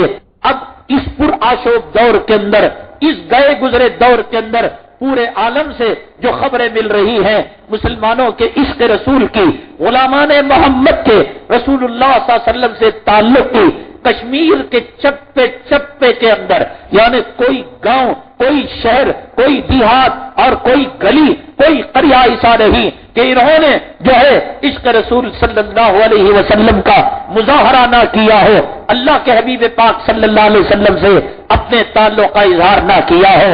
یہ ہائی ٹیک سٹی والے، یہ کمپیوٹر کے شہر والے، یہاں کے مالداروں کو ابھی جو ہے سوچنے کا موقع چاہیے تھا، شاید ابھی یہاں کی تحریکیں تنظیموں کو رائے مشورے کے لیے شاید ابھی وقت درکار ہے. ان کو طوفان کا انتظار رہتا ہے, ان کو سیلاب کا انتظار رہتا ہے, ان کو فرقہ وارانہ فساد کا انتظار رہتا ہے. یہ نام نہاد تنظیمیں صرف چندہ لینے کے لیے ہیں. یہ نام نہاد تنظیمیں ان مظلوموں, مجبوروں اور ان مجاہدوں کے جسموں پر اور ان کی مقدس اور معطر شہید لاشوں کے اوپر اپنی سیاست کے جھنڈے قائم کرنے کے لیے ہیں. ان کو اسلام سے محبت ہوتی, ان کو آقا سے تعلق ہوتا, ان کو دین سے لگاؤ ہوتا. آج جیسے پورے عالم کے اندر ایک ہلچل مچ چکی ہے, ایک کوہرام مچ چکا ہے. آج بنگلور کے اندر, کرناٹک کے اندر, مشرق سے لے کر مغرب اور شمال سے لے کر جنوب تک یہ سناٹا. کتنے علماء اس کو بیان کرتے ہیں, اخباروں میں کتنے تذکرے ہو رہے ہیں, ہوٹلوں میں کتنے چرچے ہو رہے ہیں. ایک پادری اور ایک مولوی کا ایک مکالمہ ہوا, دونوں ہوٹل کے اندر گئے, چائے پیتے پیتے آپس کے اندر گفتگو ہونے لگی. پادری نے مولوی سے کہا, مولانا صاحب تمہارے جو مسلمان ہیں بڑے جذباتی مسلمان ہیں, قرآن کے نام پر میدان میں آ جاتے ہیں, نبی کے نام پر, اسلام کے نام پر میدان میں آ جاتے ہیں. دیکھو ہماری بائبل کو جلایا جاتا ہے, ہم صبر سے کام لیتے ہیں. ہمارے پادریوں پر ان کی عزت پر حملہ کیا جاتا ہے, عزت لوٹنے کا مقدمہ عدالتوں کے اندر چلتا ہے. ہماری ننوں کو ان کے کمروں کی طرف منسوب کیا جاتا ہے. دیکھو ہمارے صبر کی تم داد دو. مولانا صاحب نے کہا کہ تمہارے توریت کو, بائبل کو, انجیل کو جلایا جاتا ہے, تم خاموش ہو, تمہارا صبر تمہیں مبارک ہو. تمہارے پادریوں کے تعلق سے, تمہارے بڑے مقدس ہستیوں کے تعلق سے جو ہے بری باتیں کہی جاتی ہیں, تم خاموش رہتے ہو, تمہارا صبر تمہیں مبارک ہے. مجھے یہ بتاؤ تمہاری ماں کے کپڑے اتارے جائیں, مجھے یہ بتاؤ تمہارے باپ کو قتل کیا جائے, مجھے یہ بتاؤ تمہاری اولاد کے جسم کے ٹکڑے کیے جائیں, کیا یہ صبر اس وقت بھی باقی رہتا ہے؟ پادری مشتعل ہو گیا. مولانا صاحب زبان سنبھال کر بات کیجیے. وہ پنڈتوں کی اور پادریوں کی بات تھی اور وہ کتاب کی بات تھی. یہ میری ماں کی بات ہے اور یہ میری اولاد کی بات ہے, یہ میری بیوی اور لڑکیوں کی بات ہے. خبردار کوئی انگلی اٹھائے گا اس کا ہاتھ کٹ کر دیں گے, کوئی جو ہے آنکھوں سے دیکھے گا اس کے دیدے نکال کر پھینک دیں گے. مولانا صاحب نے کہا کہ جتنا تم اپنی ماں کو چاہتے ہو, جتنا تم اپنی اولاد کو چاہتے ہو, جتنا تم اپنی بیٹیوں کو چاہتے ہو, اس سے زیادہ ہم اپنے محبوب سے محبت کرتے ہیں, اس سے زیادہ ہم جناب محمد رسول اللہ صلی اللہ علیہ وسلم سے تعلق رکھتے ہیں. تو اس کا منہ بسور گیا اور شرمندہ ہو گیا. یہ مسلمانوں کی شان تھی جس نے معاذ اور معوذ جیسے بچوں کو جنم دیا, جس نے دشمن رسول کے سر قلم کر کر نبی کے قدموں کے اندر ڈال دیا. حضرت ہارون رشید رحمت اللہ علیہ سے پوچھا گیا, نبی کی گستاخی کرنے والا, قرآن کے نبی کے خاکے بنانے والا, قرآن کی توہین کرنے والا, اسلام کا ٹھٹا کرنے والا, اس کا کیا انجام ہے؟ ہارون رشید رحمت اللہ علیہ نے فرمایا, نبی کا شاطی, نبی کا گستاخ زندہ رہے, یہ سبق سے باہر بات ہے. تمام علماء, تمام مفسرین اور تمام اکابرین کا متفقہ فیصلہ ہے کہ گستاخ رسول واجب القتل ہے. نبی کی شان میں گستاخی کرنے والا, خاکے بنانے والا, کلام پاک کی توہین کرنے والا, یہ اسلام کا وہ متفقہ فیصلہ ہے جس پر تمام تحریکوں کا, تمام تنظیموں کا اتفاق ہے. ہر آئے دن میں نے بتایا اس طریقے سے قرآن پاک سے چھیڑ چھاڑ کر کر, نبی کے خاکے بنا کر انٹرنیٹ کے اندر نبی کریم صلی اللہ علیہ وسلم کی طرف منسوب غلط فلمیں ڈال کر مسلمانوں کے جذبات کو برانگیختہ کیا جا رہا ہے. لیکن اب کی مرتبہ ایک خوشی ہوتی ہے, ایک فرحت ملتی ہے, ایک مسرت ملتی ہے کہ پورے ملکوں کے اندر اب مسلمان جاگ چکا ہے. اب مسلمان وقت کے فرعون کو پہچان چکا ہے, وقت کے شداد, حامان اور قانون کو جان چکا ہے.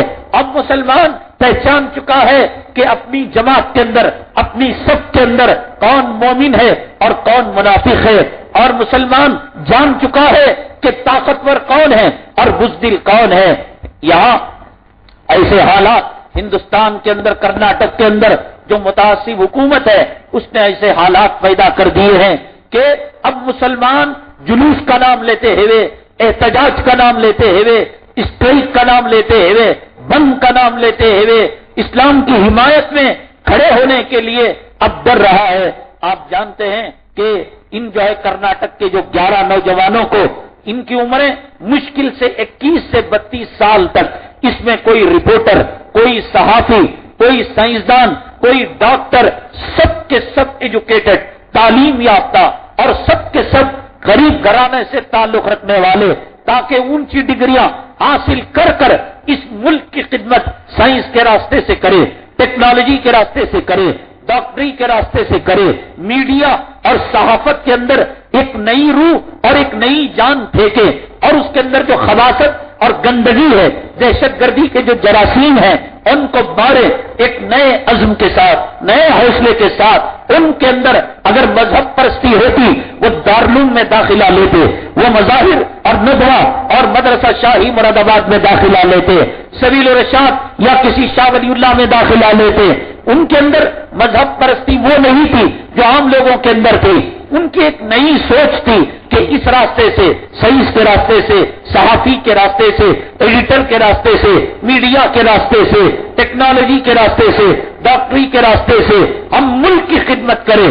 ان کے اندر ہمارے اکابرین کا، مجاہدین نظام کا، جنہوں نے ہندوستان کی آزادی کے اندر اپنا لہو لٹا دیا، ان کے اثرات ان کے اندر تھے۔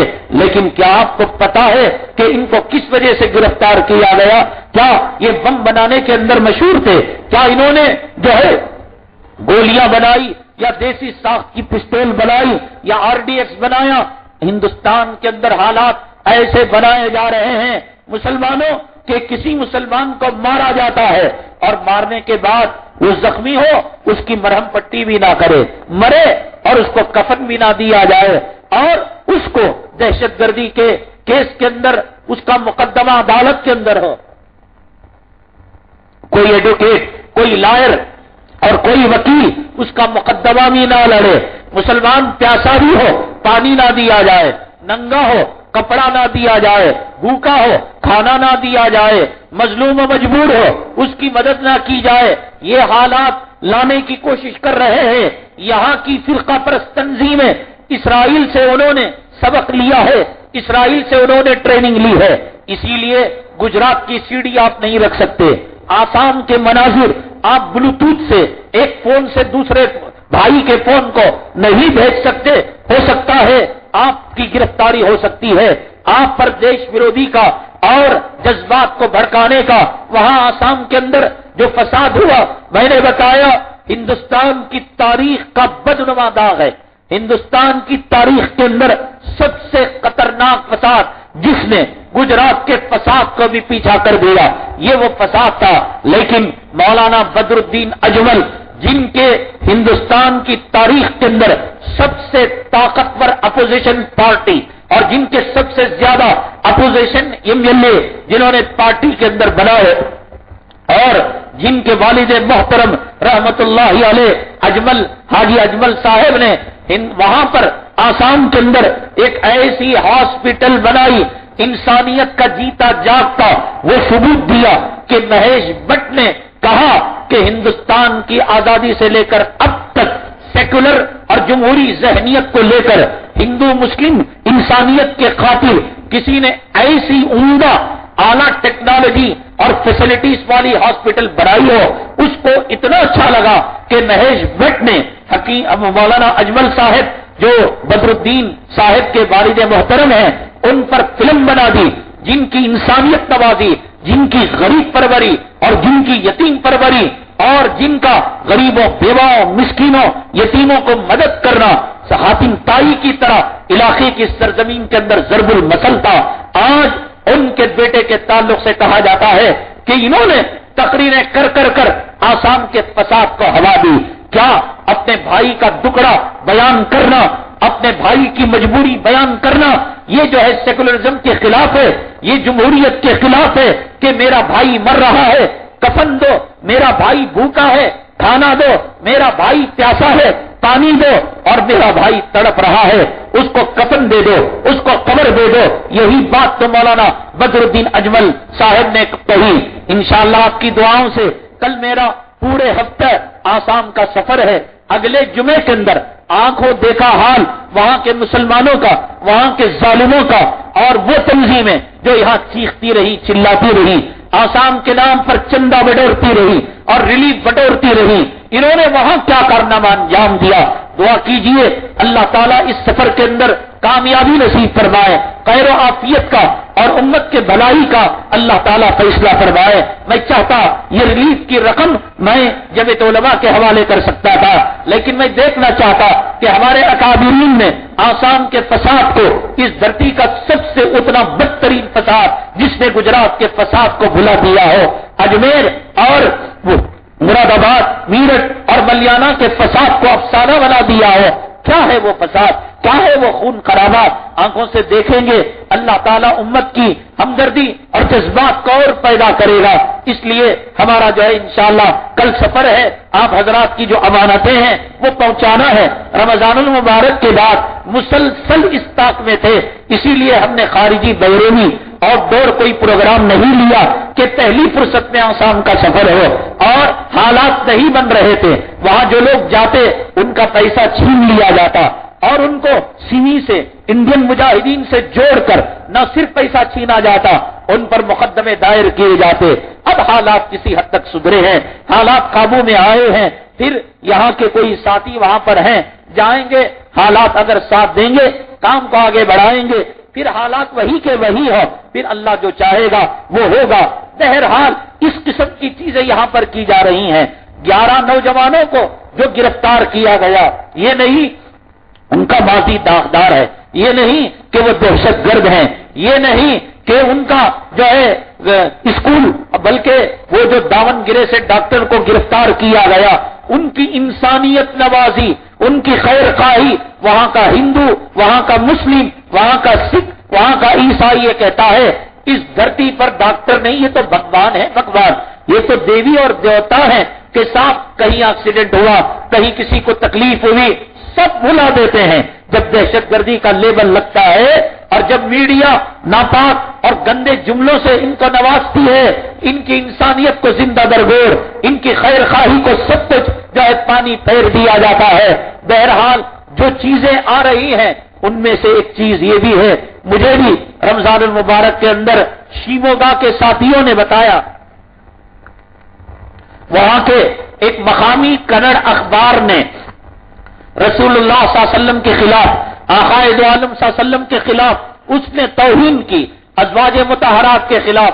مجھے کنڑا پڑھنے بھی نہیں آتا، سمجھ میں بھی نہیں آتا، میں نے کہا آپ اس کو اردو میں ترجمہ کر کے بھیجیے گا، ہم اس کو سمجھیں گے اور اس کے بعد کیا کرنا ہے آگے کی کارروائی کے بارے میں ہم بڑوں کے سامنے اس مسئلے کو رکھیں گے۔ پھر ان سے رابطہ ٹوٹ گیا اور ان سے جو ہے تعلق قائم نہیں ہوا۔ اب خبر یہ آ رہی ہے کہ یہ جو 11 نوجوان ایجوکیٹڈ تعلیم یافتہ ہیں، انہوں نے اس اخبار کے ایڈیٹر، حالانکہ اس نے معافی مانگ لی۔ یہ پورے دنیا کے اندر ایک دستور ہے، کیا ہے؟ عزت لوٹو، معافی مانگ لو، کسی کی زندگی برباد کر دو، آئی ایم سوری کہہ دو، کسی کے مکان کو جلا دو، کسی کے دکان کو جلا دو، آئی ایم سوری کہہ دو۔ آئی ایم سوری سے کام نہیں چلنے والا، مقدمہ چلے گا اور دشمن کو کیفردار تک پہنچایا جائے گا، واصل جہنم کیا جائے گا، اور ہندوستان کی عدالت اور یہاں کا قانون اس کو جو سزا دی جاتی ہے وہ سزا ملنی چاہیے، تب جا کر آئی ایم سوری کا معنی اور مجھے معاف کرو کا معنی سمجھ میں آئے گا۔ مسلمانوں نے احتجاج کیا، احتجاج کے بعد اس اخبار نے معافی مانگ لی، لیکن اس معافی کے باوجود کہا جاتا ہے ان نوجوانوں کے جذبات برانگیختہ تھے، ان نوجوانوں کے جذبات سلگ رہے تھے۔ انہوں نے اس کو فون میں بات کیا کہ تو نے جو کام کیا وہ غلط، تو اس نے ان کو ماں بہن کی گالیاں دی۔ تو اب پھر نوجوان تھے، اسلام کی حمیت تھی، آقا پر مر مٹنے کے لیے تیار تھے، تو انہوں نے ان کو یہ SMS کر دیا جس کے اندر ان کو قتل کی دھمکی دے دی۔ بس یہ SMS بنیاد بن گیا ان کے دہشت گرد ہونے کا۔ ان حالات کو لانے کا مطلب یہ ہے ہندوستان کے اندر جو ایک طرف نبی کے عالم کے اندر نبی کی گستاخی کی جائے، خاکے بنائے جائیں، فلم بنائی جائے، یہ تو جو ہے کہنے کی آزادی ہے اور لکھنے کی آزادی ہے، اور اگر ایک جو ہے اپنے دل کے جذبات مجروح ہوتے ہیں جواب دیتا ہے وہ دہشت گردی کے زمرے میں آ جاتا ہے، وہ ٹیررسٹ کی دو زمرے کے اندر جو ہے وہ آ جاتا ہے۔ مجھے صرف یہ بیان کرنا ہے اس قسم کے حالات امت کے اندر پیدا کر ایک خوف، ایک روب ایک دبدبہ پیدا کرنا چاہتے ہیں، لیکن اللہ کا کرم ہے، اللہ کا احسان ہے۔ میں نے آپ کو بتایا کہ چنئی مدراس ہندوستان کے اندر ایک ایسا علاقہ سمجھا جاتا ہے، ہندوستان کے اندر ایک ایسا علاقہ سمجھا جاتا ہے جو دینی اعتبار سے بے حس، کہ میں سارے ہندوستان کے اندر پروگراموں کے لیے جاتا ہوں اور تقاریر کے لیے جاتا ہوں، لیکن آپ دیکھیے گا کہ چنئی کے اندر اور تمل ناڈو کے اندر پروگرام کم ہی ہو پاتے ہیں، حالانکہ بڑے بڑے اکابرین، بڑے بڑے اساتین اسلام، حضرت شیخ الاسلام رحمۃ اللہ علیہ، حضرت مولانا تنویر الحق صاحب، حضرت مولانا احتشام الحق صاحب، حضرت مولانا قاری طیب صاحب، یہ جنوبی ہندوستان کے اندر میزبان ہے ہمارے بڑے اولیاء اعظام کا، لیکن اس کے باوجود دنیا میں ایسے لگے ہیں اور مال و دولت کا ایسا چسکا ہے کہ اس طرف ان کا دھیان نہیں، لیکن الحمدللہ ثم الحمدللہ اور شکر للہ، اللہ کا شکر ہے کہ اس معاملے کے اندر چنئی کے اندر امریکی ایمبیسی کے سامنے وہاں کے نوجوانوں نے کہا بے حس ہیں اس وقت تک جب تک کہ ہمارا معاملہ دنیا کا ہو، لیکن ہم بے نمازی صحیح، داڑھی منڈے صحیح، چور اچک کے بدماش صحیح، نبی کے نام پر آنچ آئے گی، ہم اپنی جان کو خطرے میں ڈال کر نبی کریم صلی اللہ علیہ وسلم کی پاکیزہ مقدس اور معطر ذات کو جو ہے خاک آلود ہونے نہیں دیں گے۔ مدراس جیسے شہر کے اندر جو ہماری نظر کے اندر ایک بے حس نوجوانوں کا طبقہ سمجھا جاتا ہے، وہاں انہوں نے یہ معاملہ کیا ہے، لیکن بنگلور کے اندر خدا جانے کون سا جمود آیا ہے، کون سی سردی کی لہر آئی ہے، کون سا دماغوں اور دل کو جمانے کا یہ آیا ہے، ایک میمورنڈم دے دیا اور زکات ادا ہو گئی اور صدقے فطر ادا ہو گیا، داڑیاں چھوڑ کر اور عورتوں کی میکسی پہن کر ان کا دوپٹہ ڈال کر گورنر صاحب درمیان میں، دو مولوی دانے اور دو مولوی بائیں، رائٹ لیفٹ کھڑ کر اسے جو ہے ایک پرچی دے رہے ہیں، یہ 40 قدم بھی نہیں جاتا، اسے اٹھا کر وہ کوڑے دان کے اندر ڈال دیتا ہے۔ ایسی مشرا کمیشن کی پرچیاں کتنی کوڑے دانوں کے اندر چلی گئی، ایسی سچر کمیٹی کی کتنی پرچیاں کتنے کوڑے دانوں کے اندر چلی گئی، ایسے وقف بورڈ کی اربوں خربوں پراپرٹی کی پرچیاں کوڑے دانوں کے اندر جا کر آج جو ہے کافر و مشرکین اغیار آج مسلمانوں کی پراپرٹی پر قابض ہے، آج ان پر وہ حاوی ہے۔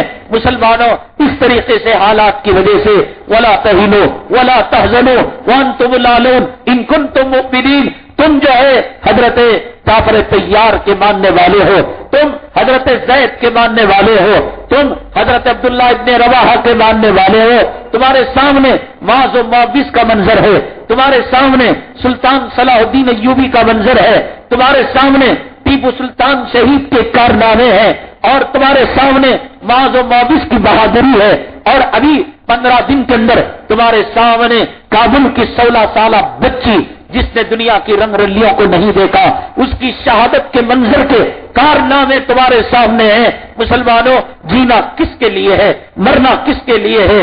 حدیث میں میرے آقا نے فرمایا تو قبر کو یاد کر نہ کر، تم موت کو یاد کر نہ کر، تیری قبر روزانہ ہر جو ہے 3 مرتبہ تجھے کہتی ہے میں تنہائی کا گھر ہوں، میں کیڑوں کا گھر ہوں، اور میں تاریکی کا گھر ہوں، میرے پاس تیاری کے ساتھ تو آ جا، میرے ساتھ تو توشے کے ساتھ آ جا۔ میرے آقا نے فرمایا کتنے لوگ ہیں جو جاتے ہیں، خبر کہتی ہے مرحبا ویلکم خوش آمدید، تیرا زمین پر رہنا بھی مبارک، میرے پیٹ کے اندر آنا بھی مبارک۔ اور کتنے ہیں کہ جن کو قبر چیخ چیخ کر کہتی ہے تیرا زمین پر رہنا بھی بوجھ تھا، تیرا میرے پیٹ کے اندر آنا بھی بوجھ ہے، یہ کہہ کر اس کی پسلیوں کو ایسا ملائے گی کہ آقا نے اپنے سیدھے ہاتھ کی انگلیاں دائیں ہاتھ کی انگلیوں کے اندر داخل فرمایا، کہا اس طریقے سے انگلیاں مل جائیں گی، میں اور تو قبر کے اندر جائیں گے، قبر مجھے اور تجھے ویلکم کرے گی، خوش آمدید کہے گی، مرحبا کہے گی، یا یہ کہ یوں کہے گی تو دھرتی کے اوپر بوجھ تھا۔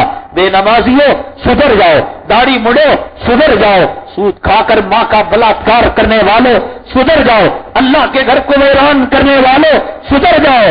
یہ فلمیں، یہ یہودیوں اور عیسائیوں اور اسلام مسلمان دشمنوں کے کارنامے ہماری غیرت کو للکار رہے ہیں، ہماری حمیت، ہماری جرت اور ہماری بے باکی کو للکار رہے ہیں۔ مسلمانوں، اللہ کے لیے سدھر جاؤ، اللہ کے لیے جگ جاؤ۔ بہت سارے احباب بیان کے ہر جز کو بڑے غور و فکر کے ساتھ سنتے ہیں، کل ایک صاحب نے ایک فون کے اندر کہا کہ پچھلے جمعہ آپ نے امام حرم کے تعلق سے کہا کہ تاخراتوں کے اندر انہوں نے کوئی بات کہی اور پھر بات آگے بڑھ گئی. وہ بات اصل میں یہ ہے کہ عورتوں کے پردے کے تعلق سے اور عورتوں کی جو نماز افضل ہے مسجدوں کے مقابلے میں اپنے گھروں میں، امام حرم عبدالرحمان فضیلت الشیخ السدیس نے یہ کہا کہ یہاں عورتیں آتی ہیں، کیمرہ کشی کرتی ہیں، بے پردگی کے مناظر ان سے ہوتے ہیں اور طواف کے اندر، مطاف کے اندر، مسا کے اندر غیر محرم مردوں کے ساتھ رقم پیل کرتی ہیں اور یہاں آ کر راستوں کو روک لیتی ہیں. حضرت کا کہنے کا مقصد اگرچہ کہ یہ جملے انہوں نے نہیں کہے، یہاں تک آ گئے تھے کہ حرم شریف کے اندر نماز کے مقابلے میں تمہارا اپنے کمروں کے اندر باپردہ اور شرعی اصول اور ضوابط کی پابندی کے ساتھ نماز پڑھ لینا یہ بہتر ہے. یہاں تک جو ہے حضرت کا کہنا باقی تھا.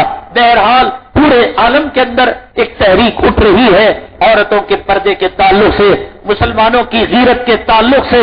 اب جو حادثات ہوئے ہیں اور جو امریکہ کا اصلی چہرہ عالم کے سامنے آ چکا ہے، اب ہمیں جگنے کے لیے کافی ہے، اب ہمیں بیدار ہونے کے لیے کافی ہے، اب ہمارے حوصلوں کو اور بلند کرنا چاہیے. موت 2 مرتبہ نہیں آتی، کسی کو 2 مرتبہ مرتے ہوئے دیکھا اور کسی کو، اور موت وقت سے پہلے اور وقت کے بعد نہیں آتی. موت کا وقت اٹل ہے. ان اجل اللہ اذا جاء لا یؤخر لو کنتم تعلمون. لیکن یہ موت بہتر ہے اعلاء کلمت اللہ کے لیے آ جائے. یہ موت بہتر ہے، اس پر کروڑوں زندگیاں قربان ہیں جو سجدے کی حالت میں آ جائے. یہ موت جس پر کروڑوں حیات قربان ہیں، جس کو قرآن نے سنسر لگایا وَلَا تَقُولُوا لِمَن يُقْتَلُ فِي سَبِيلِ اللَّهِ أَمْوَاتٌ، کہ تم ان کو مردہ تک نہ کہو.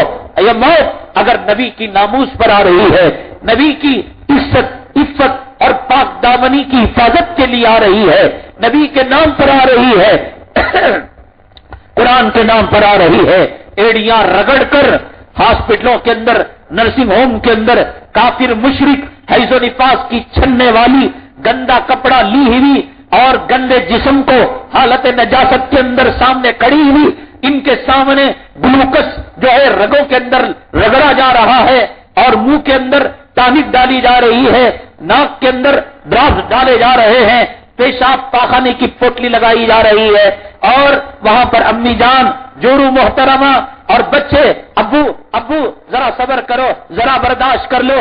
اس حالت کے اندر موت آ جانا کیسا ہے؟ اور اس حالت کے اندر غازی علیم الدین کی طرح، خالد ابن ولید کی طرح، حضرت زید کی طرح، حضرت عبداللہ ابن رواحہ کی طرح، حضرت جعفر طیار کی طرح. ہاں مجھے معلوم ہے آج کے جمعہ کے عنوانات کے کئی شقیں باقی رہ چکی ہیں. چونکہ لمبا سفر ہے، ان شقوں کو میں اگلی جمعہ کہ آج کل جو ایک وبا چلی ہے، بار بار حج کرو، بار بار عمرہ کرو، امت تڑپتی رہے، امت مرتی رہے. کن کو حج کرنا چاہیے، کن کو نہیں کرنا چاہیے، کن کو عمرہ کرنا چاہیے، کن کو نہیں کرنا چاہیے، قرآن کیا کہتا ہے، حدیث کیا کہتی ہے، اس کے بارے میں کئی مرتبہ مختصر وضاحت آ چکی ہے. اس مرتبہ لانے کا جو ہے میرا منصوبہ تھا. کبھی بھی یہ ہوتا ہے عناوین زیادہ رکھ کر، پریشر اور دباؤ میں آ کر عنوان کو ادھورا چھوڑ کر ہم آگے کی طرف بڑھ جاتے ہیں. لیکن اب میں نے ارادہ کیا ہے، کیونکہ یہ عنوان نبی کریم صلی اللہ علیہ وسلم کی عصمت کا، عفت کا، پاک دامنی کا، آپ کی آبرو کا، آپ کے برفانہ کا ذکر کا ایک حساس سلگتا ہوا عنوان ہے. چاہے اس عنوان میں سارا جمعہ چلا جائے اگلے جمعہ کے اندر کہ اگر زندگی باقی ہے تو ہم جو ہے اس کو جاری کریں گے. ایک وقت کا اہم ترین سلگتا ہوا مسئلہ ہے. اور جب تربیتی قیام حج کے عمرے کے قائم کیے جاتے ہیں، یہ تو بتایا جاتا ہے طواف کہاں شروع کرے، کہاں ختم کرے، حجر اسود کو کیسے بوسا دے، مینا میں، مزدلفہ میں، عرفات میں کیا کرے، صفا مروہ میں کیا کرے، اور حلق کیسے کرے، بال کیسے کٹائے، قربانی کیسے دے. لیکن کوئی شاید یکا دکا بتاتا ہو حج کس کو کرنا چاہیے، کس کو نہیں کرنا چاہیے، عمرہ کس کو کرنا چاہیے، کس کو نہیں کرنا چاہیے. کون لوگ ہیں جو حضرت ابراہیم علیہ الصلوۃ والسلام کی وصیت کہ آپ نے جب خانہ کعبہ کو تعمیر کیا تھا سب سے پہلے یہ دعا کی تھی.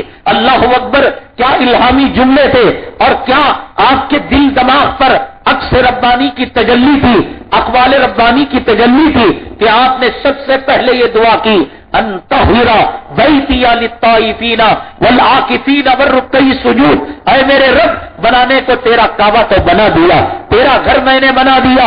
سب سے پہلے دعا آپ دیکھیے گا کلام پاک کے 13ویں پارے میں اور کلام پاک کے پہلے پارے میں دونوں جگہ آپ کو یہ دعا ملے گی، ان طہر بیتی للطائفین والعاکفین. اللہ نے وہی کی.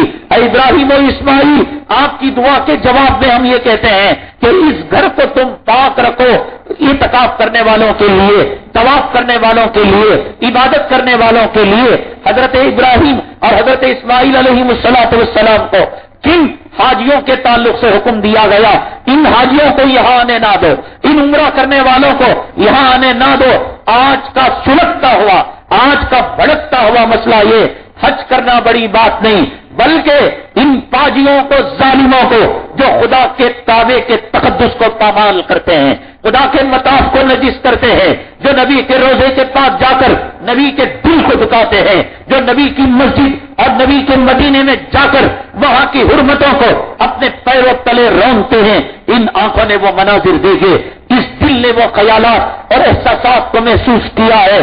قرآن اور حدیث کے دائرے میں ہم آپ کو بتائیں گے اس وقت امت کی کیا حالت ہے، یہ امت کن حالتوں میں سلگ رہی ہے.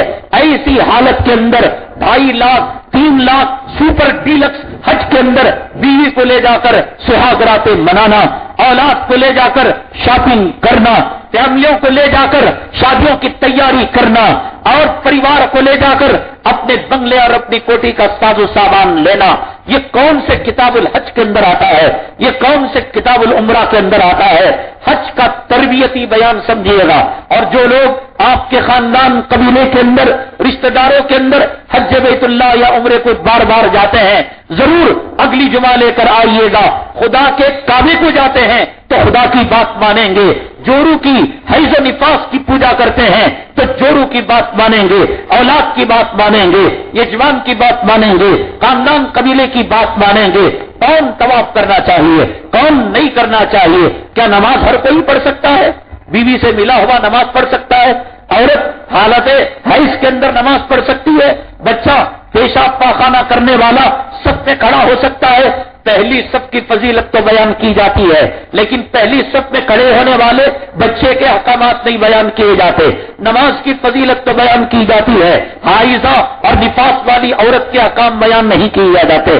اسی طرح کچھ حجاج کرام حج کے لیے جاتے ہیں، لا لبیک ولا سعدیک کی تھپڑ ان کے کالوں پر لگتی ہے. ان کو کہا جاتا ہے تیرا نوالا حرام ہے، تیرا احرام حرام ہے، تیرا لبیک قبول نہیں، تیرا سعدیک قبول نہیں. کہیں حج کے تربیتی بیانوں کے اندر یہ بیان سنا؟ آپ لے کر آئیے دوست احباب کو. شاید اللہ نے اسی لیے آپ سارا عنوان حرمت رسول صلی اللہ علیہ وسلم کے نام کر دیا کہ یہ عنوان اہم ترین اگلی جمعہ بڑی تفصیل کے ساتھ ہم آپ کے سامنے رکھیں گے. بہرحال مسلمانوں، عالم کے اندر جو حالت آئی ہے، حضرت زید رضی اللہ تعالیٰ، حضرت جعفر اور حضرت عبداللہ ابن رواحہ، ان کے حالات اللہ کے نبی صلی اللہ علیہ وسلم تک پہنچتے رہے. اللہ کے نبی صلی اللہ علیہ وسلم ان کے گھروں میں پہنچ کر ان کے ساتھ کیا معاملہ کیا میں تو وہ بتاؤں گا. پچھلی جمعہ جو واقعہ رہ گیا تھا، وہ واقعے کے اندر عبرت یہ ہے کہ حدیث پاک میں نبی کریم جناب محمد رسول اللہ صلی اللہ علیہ وسلم نے فرمایا کہ المؤمن غر کریم والمنافق خب لئیم. مومن جو ہوتا ہے بھولا بھالا ہوتا ہے، اس کو زبان کی چرب زبانی نہیں آتی. یہ تو آپ یہاں تقریر دیکھ رہے ہیں کہ شعلہ بیانی، چیخنا، چلانا، ہنسنا، رونا. آپ دنیا کا معاملہ کیجئے، بالکل نیل، بالکل صفر. ہم نہیں جانتے کہ بھئی کیا ہوتا ہے. اس معاملے کے اندر ہم صفر ہیں. یہ دین کا معاملہ، جذبات کا معاملہ. منافق جو ہوتا ہے وہ دین کے معاملے میں بھولا بھالا ہوتا ہے اور اس کی زبان نہیں چلتی، اور دنیا کے معاملے میں گدھے کی شرمگاہ سے بڑھ کر اس کی زبان ہو جاتی ہے. فون میں دیکھو ایسا تھوکے گا کہ یہاں کے تھوک کے ذرات اس کے اوپر جا کر دے رہا نہیں دے رہا رہے پیسے، خبریں واپس کر رہا. سامنے والے کو کب کبھی تاری ہو جاتی ہے. جورو سوچتی ہے ہاٹا تو مر جاتا ذرے پیسہ کے واسطے. تو منافق جو ہوتا ہے اس کی زبان لمبی ہوتی ہے، بات کو غلط سلط کو ایسا جامہ پہناتا ہے کہ لگتا ہے یہی سچا ہے اور سامنے والا جھوٹا ہے۔ ہم جو قربانی کا معاملہ کرتے ہیں، 2 سال پہلے یہاں کے ایک صاحب کو ہم نے قربانی کے معائنے کے لیے بھیجا، انسپیکشن کے لیے بھیجا کہ جا کر آ کر تم رپورٹ دو۔ وہ کلکتہ گھوما، انہوں نے قربانی کے منظر کو دیکھا اور آ کر ہم سے کہا، کچے مٹی کے مکانات والے، غریب یتیم یسیر، آپ کی دعائیں، آپ کے محلے بنگلور والوں کی دعائیں۔ اب جب نفاق کا چادر چاک چاک ہوئی، وہی صاحب یہ کہنے لگے قربانی اربانی کچھ نہیں ہوتی صاحب، یہ تو کمیشن کھاتے ہیں، یہ تو جو ہے جانور وہاں پر کٹتا نہیں۔ جس آدمی کو انسپیکشن کے لیے بھیجا گیا اور جس نے یہ رپورٹ دی، اب اس کی زبان گدھے کی شرمگاہ سے بڑھ گئی ہے۔ یہ منافقوں کے کرتوت ہوتے ہیں۔ لا الہ الا ولا الہ الا، دن میں ایک رنگ، رات میں ایک رنگ، زبان ایسی کہ سامنے والے کو شکست دے دیں۔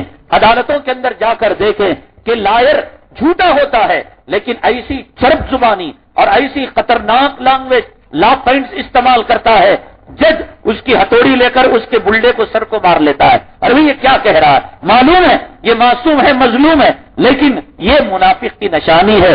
حدیث میں آقا نے فرمایا میرے پاس کئی مقدمے آتے ہیں اور منافق غلط قسم کے آدمی اپنی چرب زبانی کو استعمال کر کر مقدمے تو میری عدالت میں جیت جاتے ہیں، لیکن اللہ کے یہاں ان کی گرفتاری ہے، اللہ کے یہاں ان کی پکڑ ہے۔ سلطان صلاح الدین ایوبی رحمت اللہ علیہ کیسے بزرگ، کیسے مجاہد اور کیسے غازی اور کیسے شیر اسلام۔ اب جب آپ جو ہے حکومت چلا رہے تھے تو ایک وقت وہ آیا کہ فنڈ کی کمی ہو گئی، روپے پیسے کی کمی ہو گئی۔ کبھی 2 آدمیوں کی بات ہو اور ایک اللہ والا، ایک بزرگ، ایک عالم بظاہر شکست کھا جائے، ہار سکتا ہے۔ بات نبی نے کہا، آقا نے فرمایا میری عدالت میں مقدمے اور غلط آدمی مقدمہ جیت کر چلا جاتا ہے، میں اور آپ کس کھیت کے مولی۔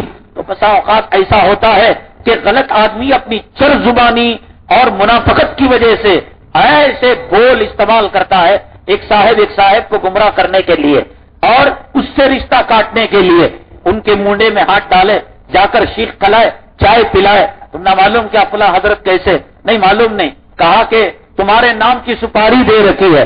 ماں کی قبر کے پاس لے جا کر قبر کے اوپر ہاتھ رکھ کر اس مری ہوئی ماں کی قسم، بچیوں کے سر پر ہاتھ رکھ کر ان بچیوں کی زندگی کی قسم اگر میں جھوٹ بولیا تھا، اب سامنے والا سجدہ کرے گا نہیں کرے گا، سامنے والا مانے گا نہیں مانے گا، اسے خدا رسول کا کیا لینا دینا، آخرت کا کیا لینا دینا۔ جب اگر اپنی بات منوانی ہو، ماں کی عزت بھی لٹا دے۔ کتنے لوگ آ کر کہتے ہیں حضرت اماں بیمار ہے پیسے دے دو، اور مانگتا ہے شراب کے لیے پیسے، مانگتا ہے جوئے کے لیے پیسے۔ ماں کی عزت کس کے پاس ہے؟ مومنوں کے، منافق کے پاس ہے، جھوٹے مکاروں حرام زادوں کے پاس ہے؟ بالکل نہیں۔ تو ایسا ہوتا ہے کہ کبھی نیکوکار آدمی وقتی طور پر ہار جاتا ہے باتوں میں۔ ہارون رشید رحمت اللہ علیہ فرماتے ہیں کہ 2 مرتبہ 2 آدمیوں نے مجھے ایسا لاجواب کیا کہ میری زندگی میں کبھی ایسا واقعہ ہی پیش نہیں آیا۔ فرماتے ہیں ایک عورت کے بچے کا انتقال ہو گیا، عورت زار و قطار نوحہ کرنے لگی، ماتم کرنے لگی، یا اللہ میرا بچہ چلا گیا، میرا بچہ انتقال ہو گیا، جنازہ نکل گیا، فلاں ہوا۔ ہارون رشید رحمۃ اللہ علیہ فرماتے ہیں اس عورت کو دیکھ کر مجھے بڑا رحم آیا۔ میں گیا اس عورت کے پاس، اما جان سلام علیکم، بیٹے وعلیکم السلام۔ اما کیوں روتی ہو؟ صبر کرو، اللہ نے اگر آپ کا بیٹا اپنے پاس بلا لیا ہے، ہارون رشید کو اللہ نے بیٹا بنا کر آپ کو دے دیا ہے، میں آج سے آپ کا بیٹا ہوں امی جان، آپ صبر کرو۔ اس ماں نے جواب دیا اس بیٹے کے لیے کیوں نہ رو، اس بیٹے کے لیے اور کیوں نہ ماتم کروں جس کے سطح میں مجھے ہارون رشید جیسا ڈپلیکیٹ بیٹا ملا۔ اور رونے لگی۔ فرماتے ہیں کہ میرے پاس اس کا کیا جواب ہے؟